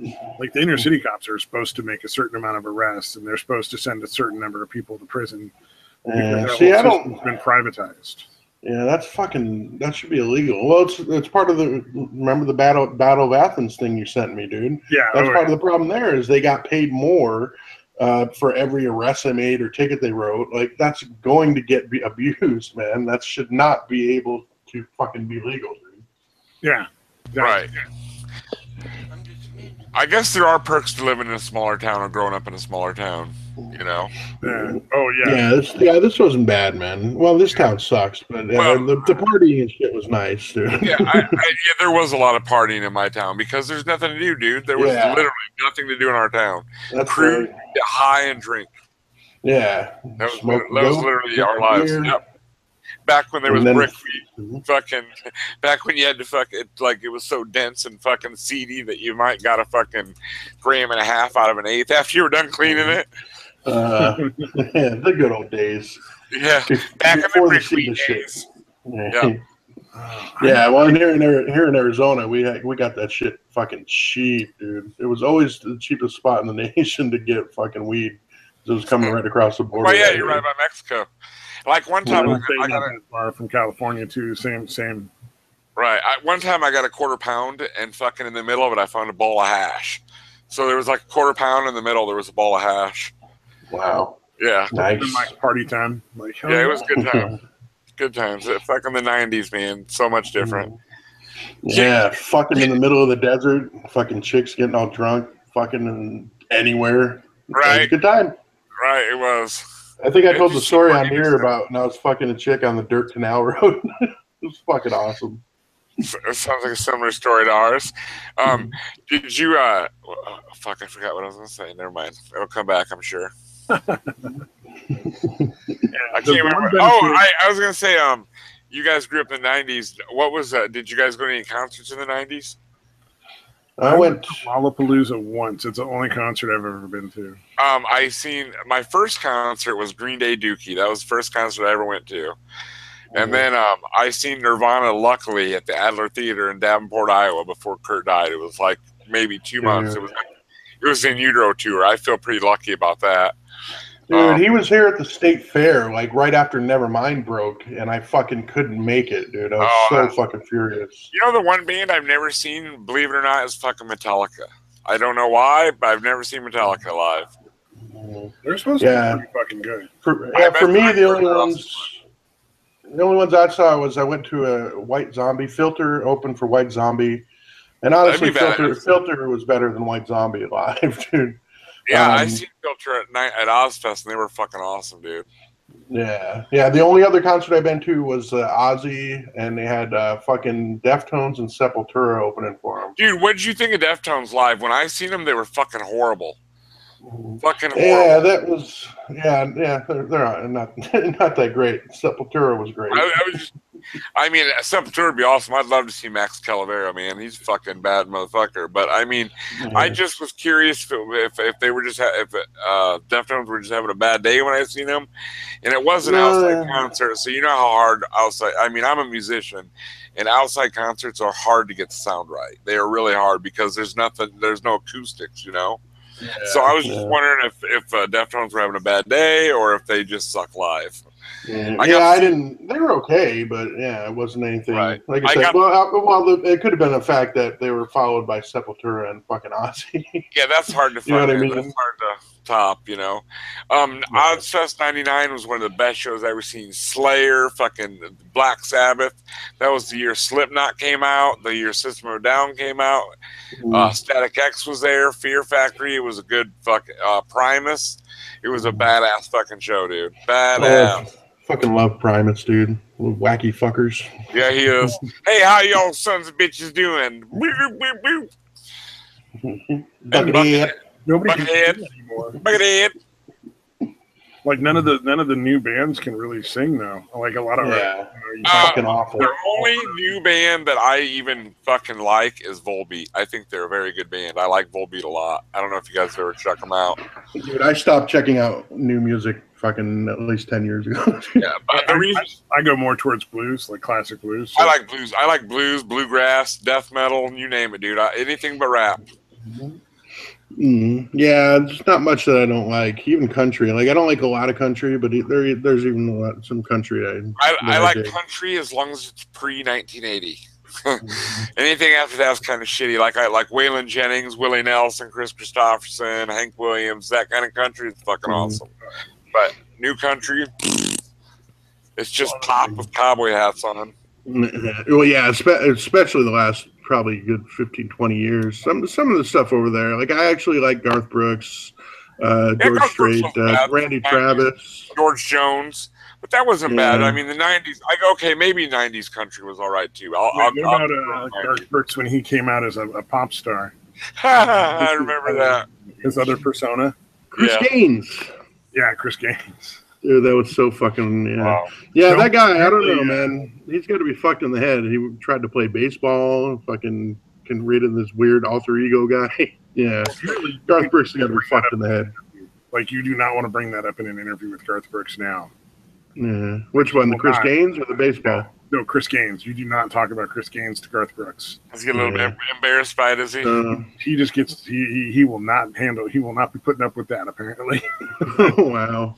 Like, motherfucker, you did it. You were all proud of it back then. Right. Yeah, that's kind of bullshit. And you know, I bought that. although yeah, I can understand it. I guess there are definitely times, you know, I did some embarrassing shit when I was younger. So I bought that album though. I wanted to hear how weird he was going to get. But you gotta own it, man. You did it, own it. You know, right? Yeah, I can't see him like fucking flipping out about it. Like you know. Well, that was before crossover was really a thing, though. Right? Yeah, right. definitely. Yeah, definitely. How do you think Vanilla Ice feels about his fucking career? I mean, you know what he does now, though, right? Don't you? Isn't he like doesn't he do like build houses for the Amish or some shit? No. He does a lot of remodeling, like flipping houses. Oh, okay. I mean, I heard he did something about the Amish. I mean, as far as Christianity, he did a show with the Amish where he would go and remodel stuff, and sometimes it would be like Amish people's houses, but it was always Amish people that worked with him, and he actually lived with them for a while as like a reality show. Wow, that's crazy. As far as Christianity goes, though, if I had to deal with one, Amish would be it because they keep to themselves. They don't proselytize. They don't try to win any souls. Shit going on in the Amish community. I'm sure there is, dude. I'm sure they're like they do not talk about abuse. So like people that get abused, just I know that's horrible. Sweep it under the rug kind of stuff. And they lock the victim away and they're the bad person. Yeah, there's a lot of other stuff too. Like there's some mafia style kind of shit that goes on, and I just meant that they don't bother non-believers. They're not trying to proselytize us. I mean, they don't want you there. They just want you to be alone. Yeah, that's probably why they want to be left alone. Like Steve Anderson, that hateful motherfucker, dude. My friend Staggs is in Phoenix right now. I'm like, dude, you should go to the fucking Faithful Baptist Church and get kicked out, dude. Cause a scene or something. Oh, what is it? Virtually all Amish relationships at this point, even between the communities, are like somewhat incestual, though. That's something you might. Well, yeah, I mean, look at how small they're. Look at how small they're. It's like the average is like the average. I forget what the number they called it was, but it's like 1 in 1,000 is like, or 1 in like 10,000 is the average for like everywhere else, but the Amish community it's like 1 in 80 or something like that. Yeah, and they have a lot of problems with the genetic diseases because of that. Genetic differentiation or something like that. It's 1 to 80 or something in the Amish community. It's like 1 to 1,000 or 1 to 4,000. Yeah, and I can't remember what disease it was, but there's some kind of disease that's like really rare everywhere else, but in the Amish community, it's fucking really common because of that. Is it because of incest? Is it like a royalty thing almost, like incestual, and that's what's causing it? Could be. Yeah, that's what they postulated. And I guess they can't say 100%, but almost certainly, yeah. Well, because they just don't have a lot of genetic diversity.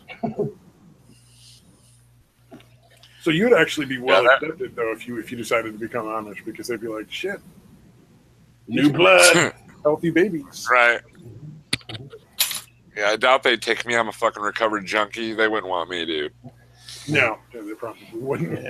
Yeah, they don't got to know about that. All tattooed up and shit. I'm sure that it's going to search your history on the internet. Maybe, I don't know. Maybe I wouldn't join. Well, they have the Rumspringa. That's right, the Rumspringa. So they probably could. That is the one cool thing about them. At least they give their kids a chance to go out and experience the world. But also, on the other hand, their kids know that if they do choose to leave the community, they'll never be able to talk to anybody in their family again. That's a fucking hell of a decision to make, dude. The whole shunning thing is bullshit. The Mormons do that shit too, man. So do the Jehovah's Witnesses. Yeah. The more cult-like your religion is, the more you're going to have to leave everybody when you leave it. Yep. Yeah. They're very, very close-minded. Yeah, almost as bad as Scientology. Yeah. That shit, them guys are scary, though, dude. They have way more power than they, people realize, I think. Have you heard any of the people that were taken advantage of by Scientology, essentially? There's a documentary on Netflix by that Louis Theroux. Have you seen that about the Scientology? Oh no, I haven't. Check it out if you get a chance. It's you know who Louis Theroux is? He's like a British documentary maker. Mm-hmm. No. Is that the Going Clear one, or is it something different? I don't remember what the name is. I can look it up real quick if you want. All the stuff I've ever seen is on YouTube. Like one Yeah, well, Leah Remini used to be in it, and she talks a lot of shit about it. Well, I remember one girl talking about how she went and joined it and was basically used as slave labor. Like she was unpaid labor. And like at one point really screwed her leg up and they wouldn't let her leave to go get medical attention. Yeah, that's crazy. And dude, hardly anybody is cashing in on it because to me, it's not a religion. It's just not. It's an alternative psychology, in my opinion. Well, it's yes. Yeah. It is totally. And apparently, there's very few people that actually make any money, dude. Like it's almost just the top guy, and that's almost it. Right. It's almost like like when there was kings and serfs and lords and shit. That's how I would compare it to almost. Like there's the top, which are the kings, like a pyramid scheme. Yeah, exactly. Yeah, and you know that L. Ron Hubbard fucking only made that as a joke almost. Like a friend of his bet him. He's like, I bet you can't make a religion. Yeah. He's like, yes, I can. On a dare, he fucking created it. Well, plus he wanted to kind of create a tax haven or whatever from. Right, it's a science. Yeah. All it is a science fiction book that became a religion, dude. Yeah. But instead of using mythology, they use science fiction. That's the only difference. Yeah, and the reason that they fucking hate psychiatrists and psychologists and that is because they're competition, dude. Yeah, exactly. Yeah. All it is just alternative psychology, dude. Yeah. Then Mormons, oh my god, fucking, just cults in general are fucking insane, dude. Yeah, I mean, all religions really are cults. Basically, they're just more popular. They are. Like they're just really popular cults, dude. Yeah, like Christianity. I mean, like I've tried to explain to Christians before that, like, if you look at Christianity, they fucking borrowed stories from the Babylonians because the Jews were in Babylon for a while. They borrowed stories from the Mesopotamians, from the Egyptians.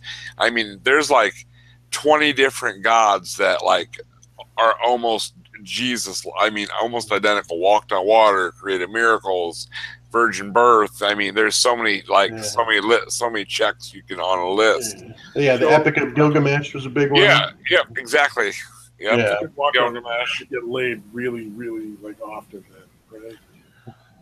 Essentially, like all I got to do is walk on water, and then I'm going to get a whole bunch of people that I could get laid with.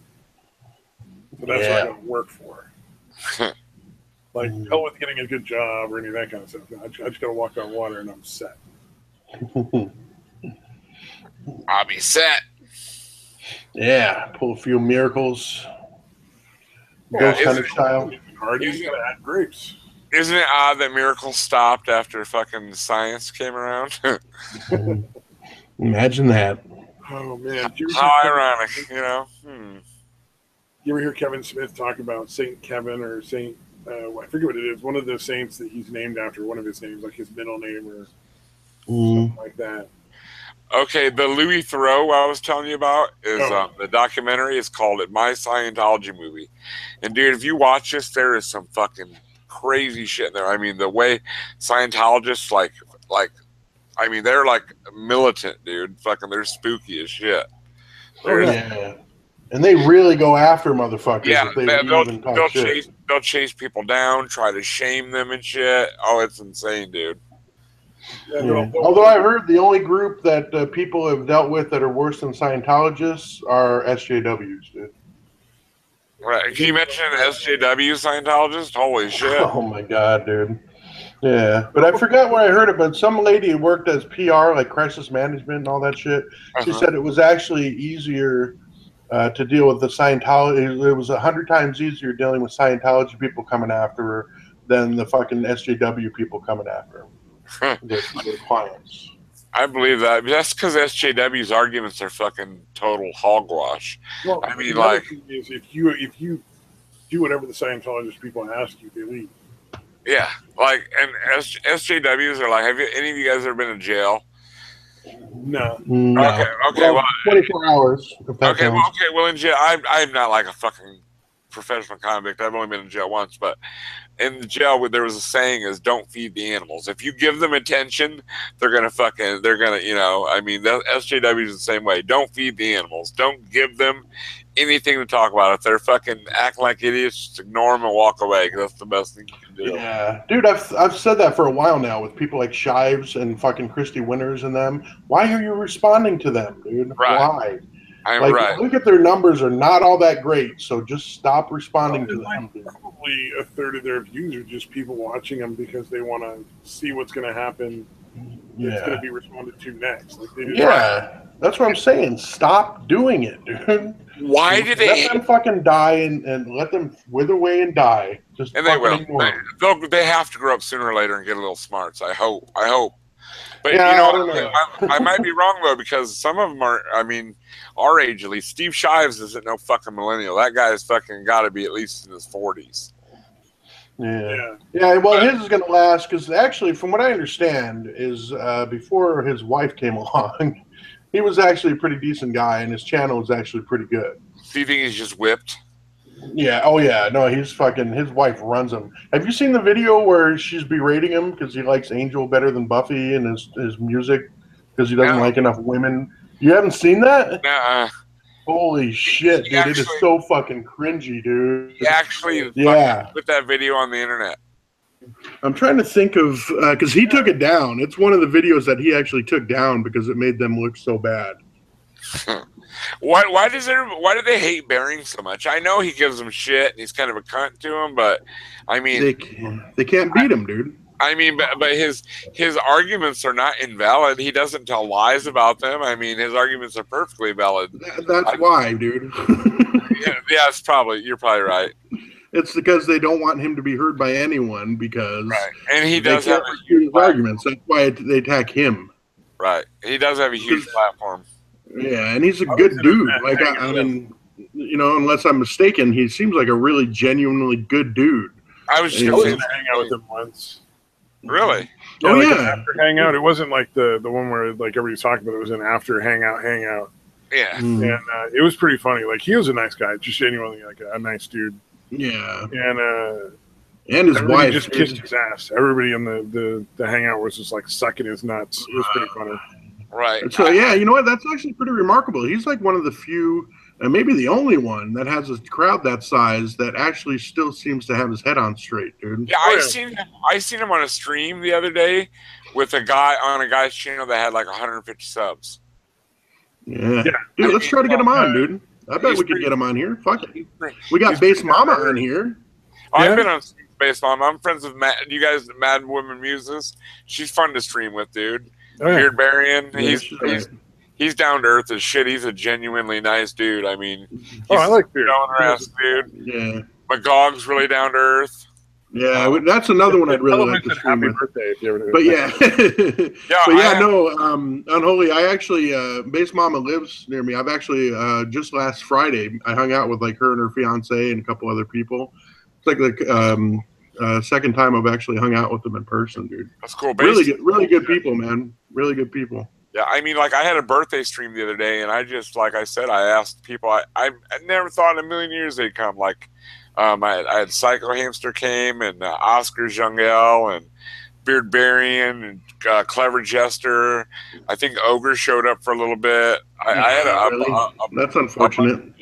Yeah, Ogre loves me for some reason. I don't know why. I have no idea why. Ogre reminds me a lot of my dad. Like my dad's also an alcoholic, and so like I kind of have a soft spot where he's concerned, but he just keeps digging that fucking hole and just treating everybody so badly. He does. Well, me and Stabby kind of go back and forth on this, and because Stabby thinks it's just the alcoholism, and I think he's an asshole. Personality too. Okay. I think it's a combination. I think it's a combination of the two things. You're right. Okay. Have you guys sorry about that? How he loves to hear his own fucking voice? Oh Jesus, dude!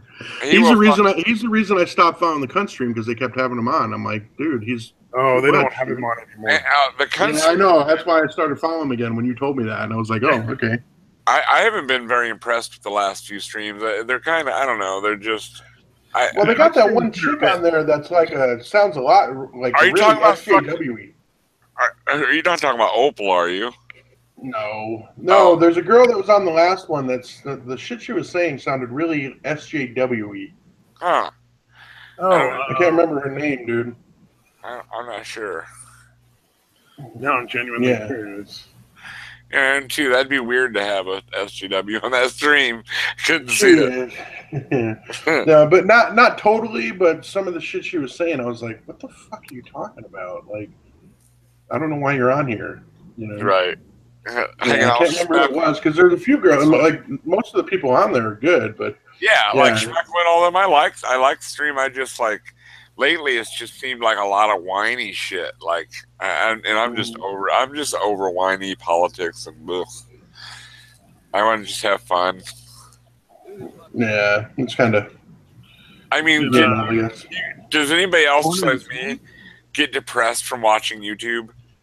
Like some of the shit on there, just the content. I'm like, oh my god, this is so fucking depressing. Oh, see, here's the trick I have. I watch stuff on YouTube that probably has so little to do with any of the stuff I actually make. I mostly watch stuff on people who live out of their vans. Yeah. And like van life. Like van life. Like they make it into basically like an off the grid little cabin on wheels, essentially. I also watch a lot of like prepping stuff, like preppers. That's cool. I watch all kinds of stuff. Like I don't watch mostly anti. I watch like history shit. I really love history, dude. Yeah. Comic books. And, stuff. Yeah, like have you ever heard of History with Hilbert or Lindy Beige or guys like that? I watch more like what is it, the Townsends? I never heard of that. Okay, so there's these group of people that participate in living history, where essentially they try to recreate the lifestyle for like a weekend or something of living in the 1700s or the 1800s. That sounds interesting. What's it called? The Townsends? It's just Townsends. One word. TOWNSENDS. Yes, and a lot of the stuff on that is like talking about the food. So he basically, a lot of it will be just cooking recipes from the 1700s, 1800s era. Oh, that sounds interesting as shit. And that's really fascinating because it's like a really small, very like relatable part of history. That sounds really interesting. Thank you. I would really like to listen to that. And like, I'm a history fucking buff. I'd rather watch a documentary than a movie any day. Yeah, I watch Netflix more for that kind of shit, honestly. I've used up all my fucking. I've watched every documentary on there. Through them all. But you can find a lot of documentaries on YouTube, dude. If you look. Yeah. Stuff too. And I prefer BBC documentaries over American documentaries because History Channel's just gotten so weird, dude. Like, do you remember back in the '90s when it was nothing but World War II? It was like the Hitler Channel back then. Yeah, now it's like freaking aliens and swamp things or whatever. Yeah. Although I'm interested in that shit too, but I mean, some of that stuff is cool. I mean, like what's the people that hunt alligators? What's the name of that show? Oh, I don't know. I was thinking of the little girl that does like pageants, but I think that's TLC. Oh god, the top version tiara shit. Yeah, that stuff. That is so fucking creepy, dude. It is creepy. Similar thing, different channel. Yeah, that's so like, dude. The only people that are showing up for that, almost besides the parents, it's like fucking nothing but pedophiles, dude. Right. Oh yeah, definitely. So creepy, dude. Or like dance moms. That's probably another. Any of those fucking things where you got your kids competing, dude. Talk about that. Like, I'm torn in a little in like one respect. Like the kids are not inherently sexual, so to me, it's just kids in like dumb outfits dancing. But I can see where people would be like, that's really inappropriate. Because obviously, like, pedophiles are going to sexualize it regardless. Yeah. Like, but when they're kind of dancing around, like, in ways that kids that age shouldn't be dancing around, like, it gets a little everybody does on TV now. Putting makeup on a child and fucking giving them dresses like that. That's I don't understand. Stuff that's on TV right now. Like, that's the way people dance in the music videos. Like, that's not right either, Stabby. I don't think they should be. I'm just saying, like, to me, like, I kind of see from the perspective of like they're just doing what everybody. It's sort of like You are right. Yeah, no doubt, no doubt. In the 90s, like the outfits weren't as risque in music videos and on TV and stuff. And so, we grew up with like girls not wearing, very often like super low cut cleavage shirts or like belly shirts in high school. And like nowadays, you'll see that in high school all the time, and that's what everybody wears on TV. So let me give you an example. Okay, I have a friend. He has a 14-year-old daughter, and she's gorgeous. She is gorgeous, dude. But like, we had another friend over there, and he knows how old she was, and he was fucking flirting with a 14-year-old. I'm like, dude, what the fuck is wrong with you, man? She's a fucking, she's a child. That's creepy. She's gorgeous. But she's a child, dude. A fucking child. They're definitely sexualizing kids younger and younger, dude. Yes. Fucking creepy. And girls are maturing younger and younger now. Like, I don't recall chicks being, when I was 12, having tits. Do you guys? I mean, like, some, but not a whole lot. Yeah, not very many. It was the exception, not the rule back then. Yeah. There'd be like one or two girls in the class. I mean, they had nubs, but I wouldn't call them boobs, Yeah, it was usually like into fucking like 9th or maybe 10th grade, really, when they started filling out. Yeah. It was definitely high school. The junior high, the beginning of high school. Yeah, they're sexualizing children way too much nowadays. Like, I mean, like I would say I'm pretty dead nut center, but I'm conservative in some views and I'm liberal in some views. You know what I mean? Like, I'm more liberal when it comes to like society. Like, I think the gays should have the right to get married, and they should legalize pot and stuff like that. So I'm pretty liberal on that side of the fence. But when it comes to things like sexualizing children or being unpatriotic and fucking, wanting to topple our government, I'm conservative when it comes to that side. Does that make sense? No, I got you. Yeah. Well, yeah, because in the real world, as opposed to like most people's political point of view, you can have different points of view and not be contradicting. Right. And I can listen to anybody, and I mean, I don't care who you are. I will give you the chance to talk. I mean, I'll listen to your fucking point of view. Like, although it's tough sometimes. Real quick, did you guys see the chick that showed up at the protesting in Berkeley with? It wasn't Milo, but it was part of that whole Milo setup. No. That chick that went off for fucking several minutes, dude.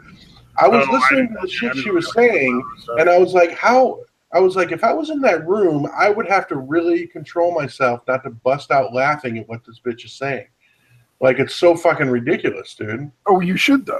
Yeah, I actually put a comment on the video. I'm like, you know what? Maybe we should start laughing out loud at these people when they say shit that should be laughed at, and maybe they might do a little self-reflection. Probably not, but they might. Publicly shaming people is not always the best choice, but it is somewhat effective in certain situations. Yeah. Like, dude, I was literally laughing listening to the shit she was saying, and I was thinking, what if I was there? And why aren't the people there laughing? Because it's fucking ridiculous, dude. People get so angry now. Yeah. But yeah, I forgot the chick's name, but I'll try to find the fucking video and send it to you. But yeah, it's fucking laughable. I don't understand the anger. That's the part I don't get. Like, well, so again, they've been inducted. That's kind of the way they've been introduced to the ideology. Is it's tied to them emotionally, and that's why they get so fucking angry. Well, like if the three of us are debating, say, like gun control or something, or abortion, like those are both two relatively hot button issues. At the end of the day, we're not changing any laws or making any, societal difference. We're just having a chat. Yeah. So why would I need to be angry because you don't necessarily agree with me on? Right. What's there to be angry about? I mean, everybody's entitled to their opinion. And I think most people do have that mindset of everybody's entitled to their opinion and not hating people for their opinions, but it's just the loudest motherfuckers are the ones that get noticed. The ones that are outspoken are the ones that set the tone, and everybody thinks that's the way the world is, but it's not. Yeah, I talk politics at work with people I work with all the time, which I probably shouldn't. Yeah, how many of you guys even get on Facebook anymore? Like, I'm pretty much fucking like... my Facebook is disbanded. I literally just talked about it earlier on the stream that I hadn't been on it for at least 2 or 3 years, dude. Right, like if I get on there... like shit. Yeah. If I get on there, I fucking get called fucking an alt-right Nazi and fucking all kinds of shit. So I don't even bother getting on there anymore. I'm like, fuck Facebook. Yeah, I'll sometimes scroll through it, and like the only thing I've done in the last 3 years at least has been to like go on to like Jordan Peterson or something like that, like to do that. Right. But yeah, I've not actually made a post in at least 3 years. Yeah, I haven't either. It's been about a year, but I keep Messenger so my family from Germany can get a hold of me easier because it's free, obviously, so they can send me messages. Yeah, but, I just send them pictures of women shitting on plates once in a while because they oh shit! Like, I don't even have the app. I deleted the apps from my phone, and again, I do everything through my phone. Yeah, That's how little I use it. I don't have Facebook on my phone either. I have Messenger, but not Facebook. I mean, I'm not logged into it anyway. It might be on there, but I'm not logged into it at all. Right. Like if I were to get on Facebook, like say tonight, just for shits and giggles, I'd just write something like snowflakes, and I guarantee I'd have 1,000 comments saying I'm a fucking Nazi just because I wrote snowflakes. Yeah. Just one word, snowflakes, and I'd be a fucking Nazi. Yeah, no, it's dying. Why do you think Zuckerberg is selling off a bunch of his shares, dude? He knows it's dying, dude. Right. Well, the one thing that I don't think a lot of people realize when they're looking at like Google and Facebook and Twitter is all of these empires will crumble. Like there's no exception. They're all going to fail. Yeah, if you didn't learn anything from MySpace, dude, I mean, come on. Yeah. Oh, God, MySpace, the 90s. Holy shit. Yeah, well, that's what I'm saying. All of these things are going to go the way of MySpace. Before it was Kick, I think it was. You would kick people. Yeah, at least MySpace had fucking music. And there's various different chat things before MySpace, and then MySpace sort of like made it more user-friendly for like people that weren't super internet savvy, and then Facebook came along and just made it more popular. I remember early 90s chat rooms. Yeah, stuff like Minds and Gab are going to replace Facebook and Twitter and all that. And I think Twitter's going by the wayside now too because they're becoming such fucking they're Nazis about they're the ones that are being Nazis about other people's posts. Yeah, they're going to get something better than Minds. Minds isn't user friendly enough, and it's not. No, well, it's still in beta too. It's not.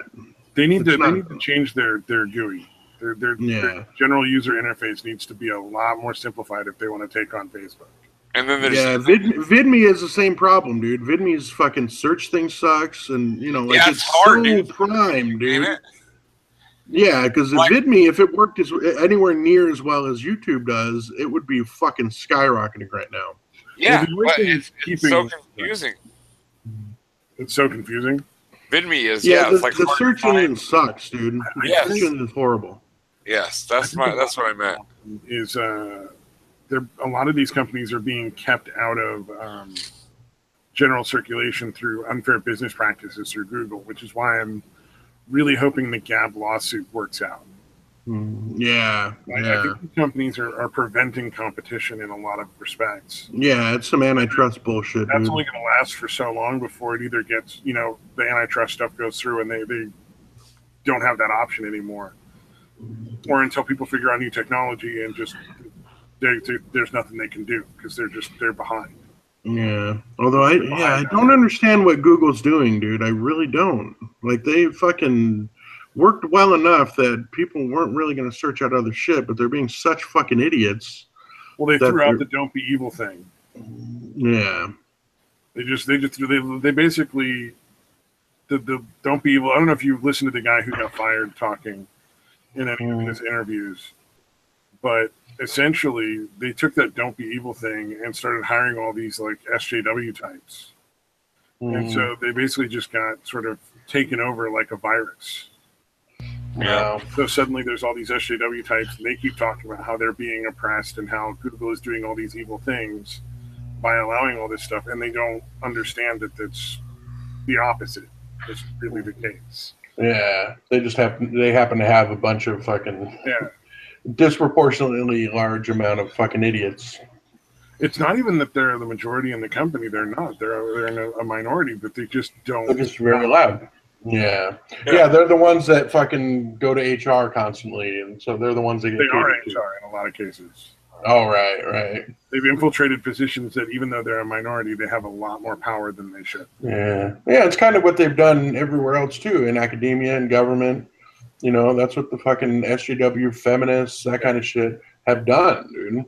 Well, and it's going to end up with some restrictions. Sooner or later, they're going to have to go into these colleges and really fucking clean house. Yeah, for sure. Like, what happens when a college is a place where people can't even speak their mind? I mean, what happened? College is a place where you're supposed to challenge ideas and learn new ideas and talk about things, and they're shutting everybody down. How the fuck does anybody learn anything? And when did colleges become a place where they were actively preaching, revolution and let's overthrow the government?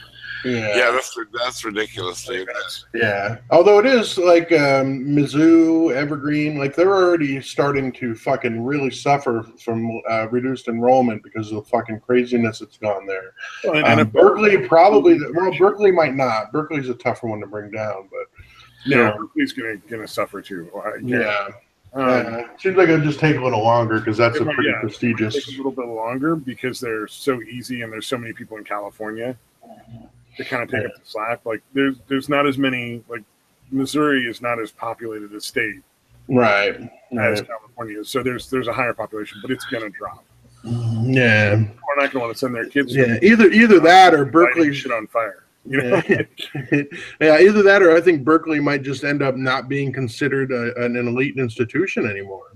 Yeah, probably that too. Right? They burnt their own bridges. There's no way back. Like even if enrollment doesn't drop, the students literally went out and burned all the fucking bridges. Yeah. Trash can assassins. Yeah. What they hey, they're fash cans. I coined the phrase fash cans. Fash cans, that's great.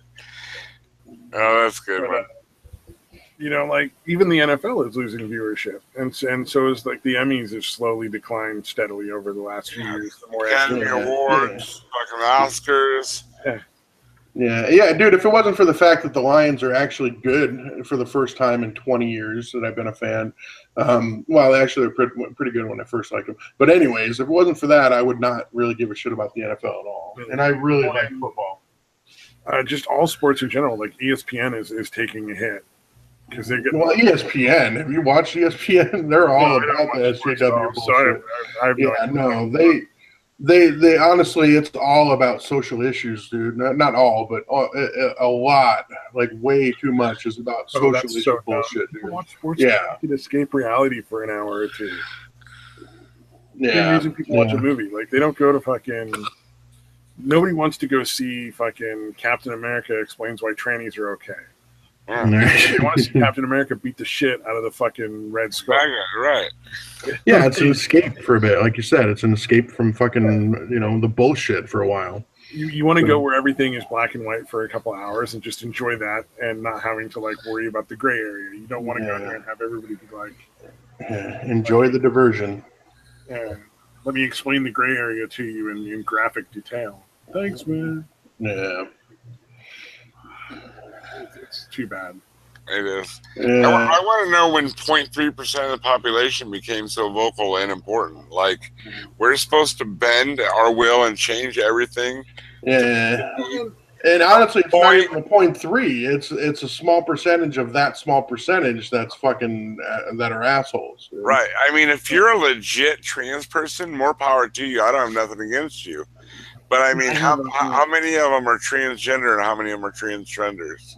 Yeah, how many parents are forcing their kids to fucking... that fucking 8-year-old lactation or whatever? Lactatia, yes, dude. That is fucking... That makes me sick to my stomach, dude. If I was like... I almost want to like praise Jesus because of it, dude. Medically necessary for anyone under the age of 18.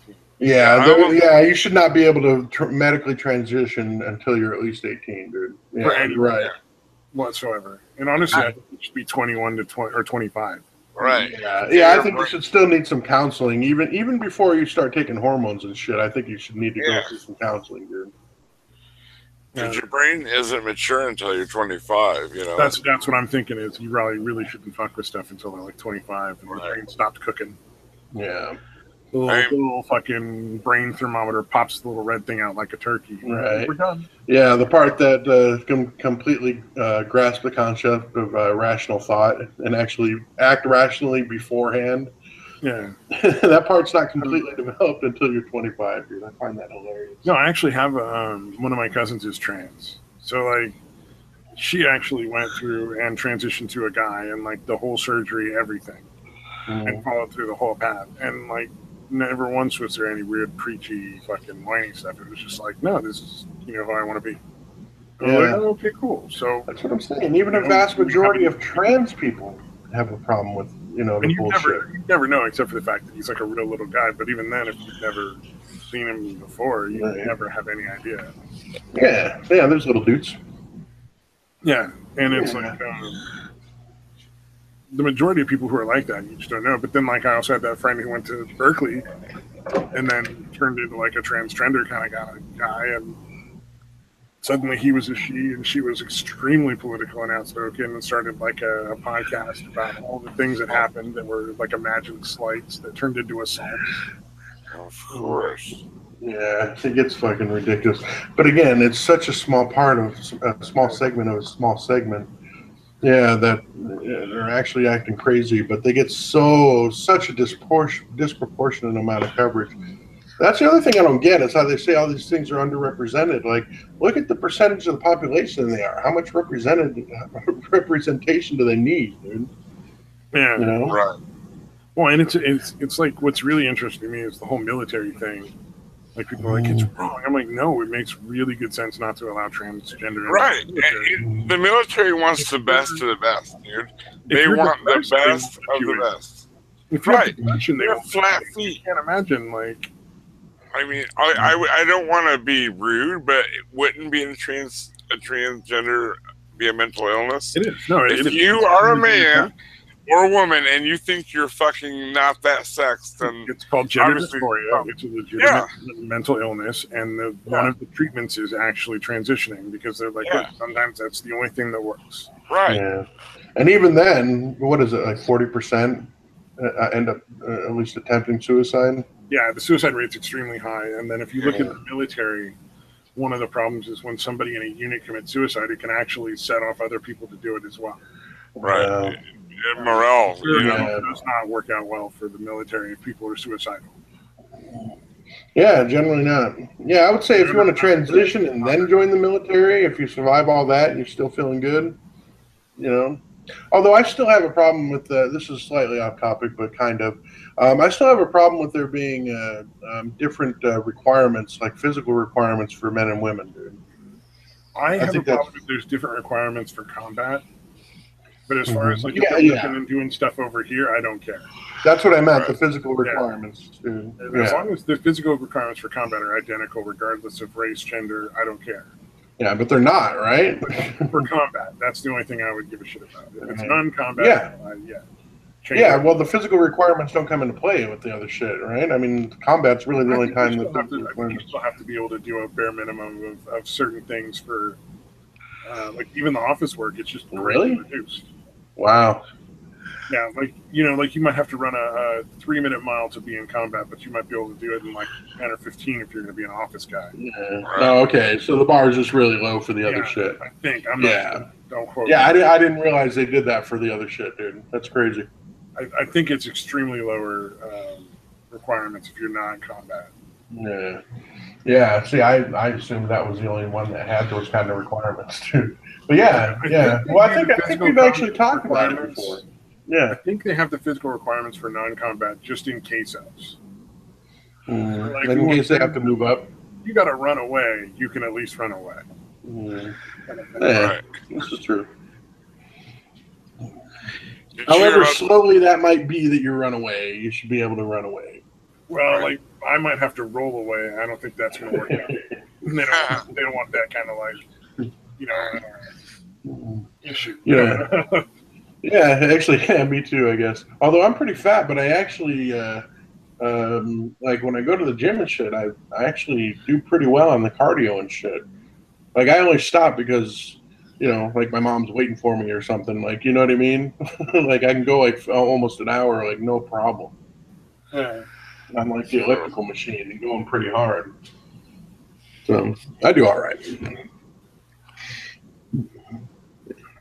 Oh shoot! Before I forget, the one thing I wanted to bring up was Have you guys seen? Are you guys familiar with the YouTube channel called Primitive Technology?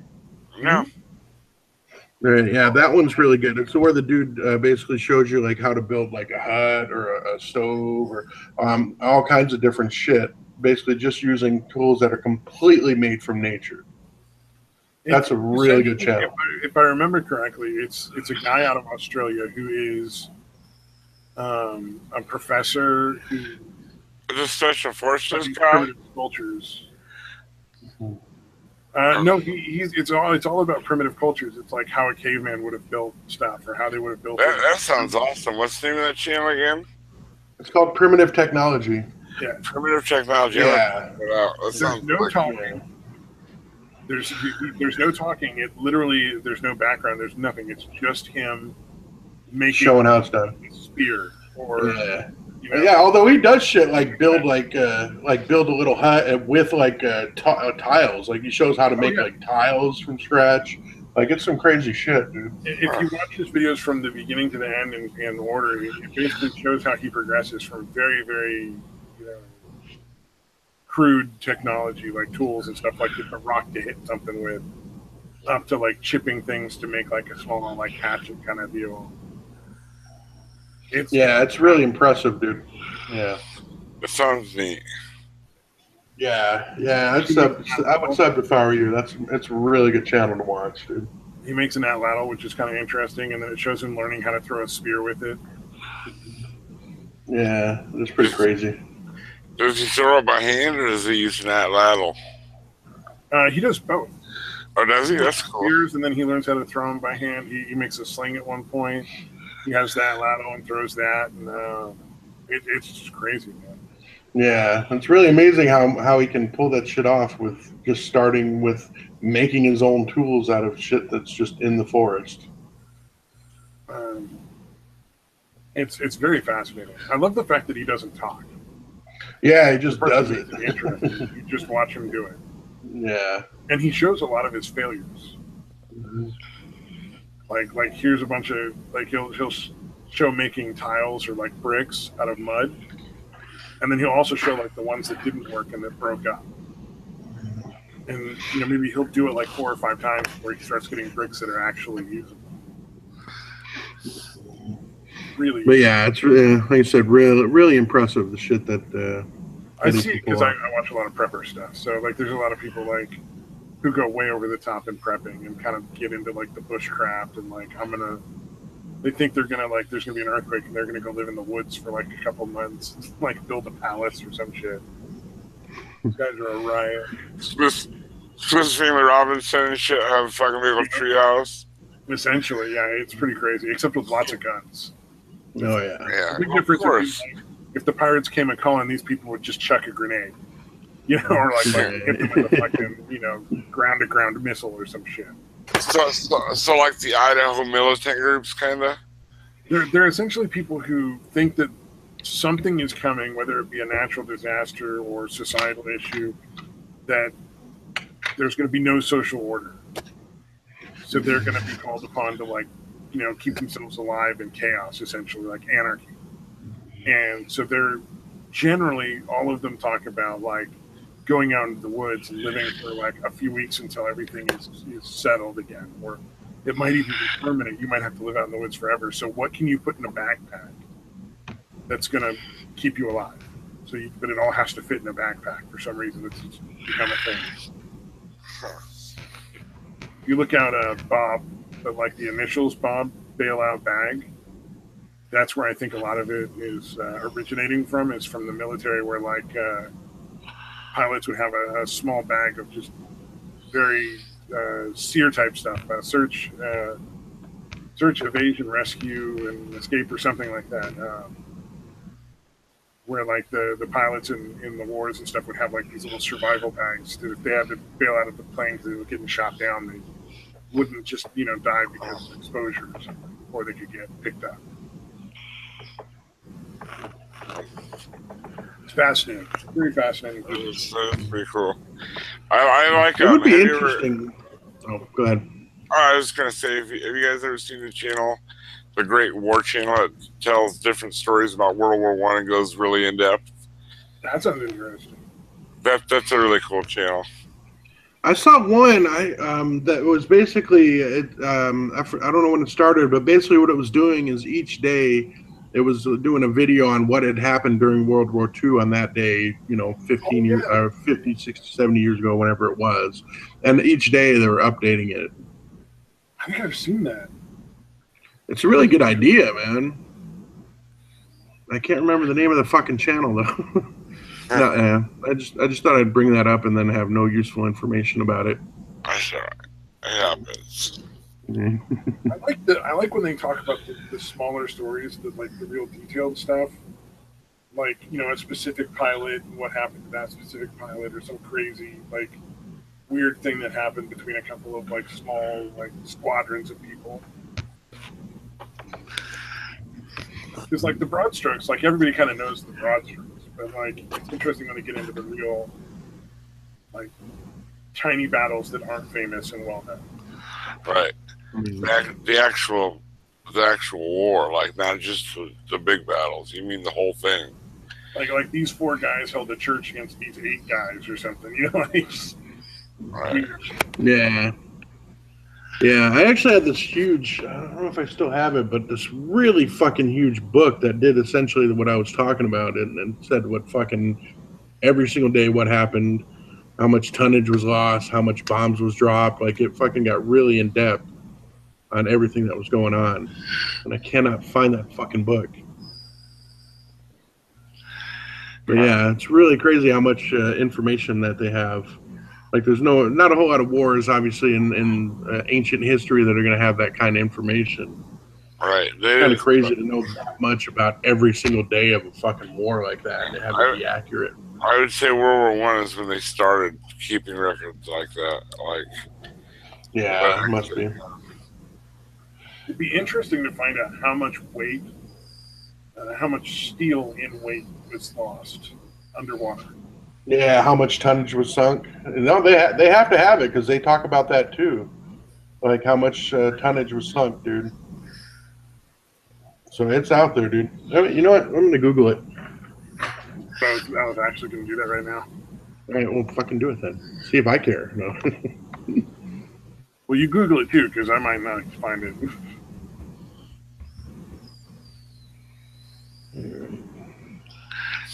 I bet it's a fucking crazy high number. Oh, it's yeah. You think it's in the hundreds of millions of pounds, or you think it's that high? All I'm seeing is people. It could be, man. I'm trying to do a total. I'm trying to do a total tonnage sunk World War II. Let's see. I'm looking. That's U.S. No, come on. Tonnage war. All I'm finding is things that talk about people stealing the shipwrecks off of the bottom of the ocean, which, as far as I know, is not stealing. I thought there were salvage laws that essentially, if nobody salvaged it within a certain period of time, it was just fair game. Yeah, yeah. It's better that they be stolen and melted down and fucking used again than just sitting on the bottom of the fucking ocean. All right, hold on. I think I estimate the world's lost between 13,500 and 15,000 ships all over the world during World War II, losing approximately 60 to 75 million shipping tons. Jesus Christ. Wow. That's a lot of weight. That's fucking insane. So pounds, obviously, you multiply that by fucking 2,000 or whatever. That's a lot of fucking weight, man. That's a lot of shit sitting on the bottom of the ocean. Yes.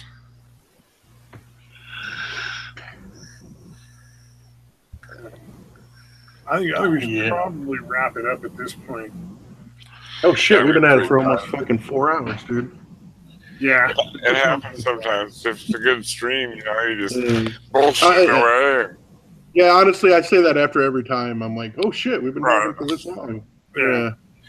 Well, I know definitely that you guys are welcome on my nerd streams anytime. I really enjoyed meeting you all. And yeah, you as well, man. Thank you, sir. Thank you. Well, you guys have a lovely night, and I guess I will see you soon. Hey, have a good one, brother. All right. Night, boys. Right. Later. We'll say goodbye to the broadcast people live. Goodbye. Bye-bye.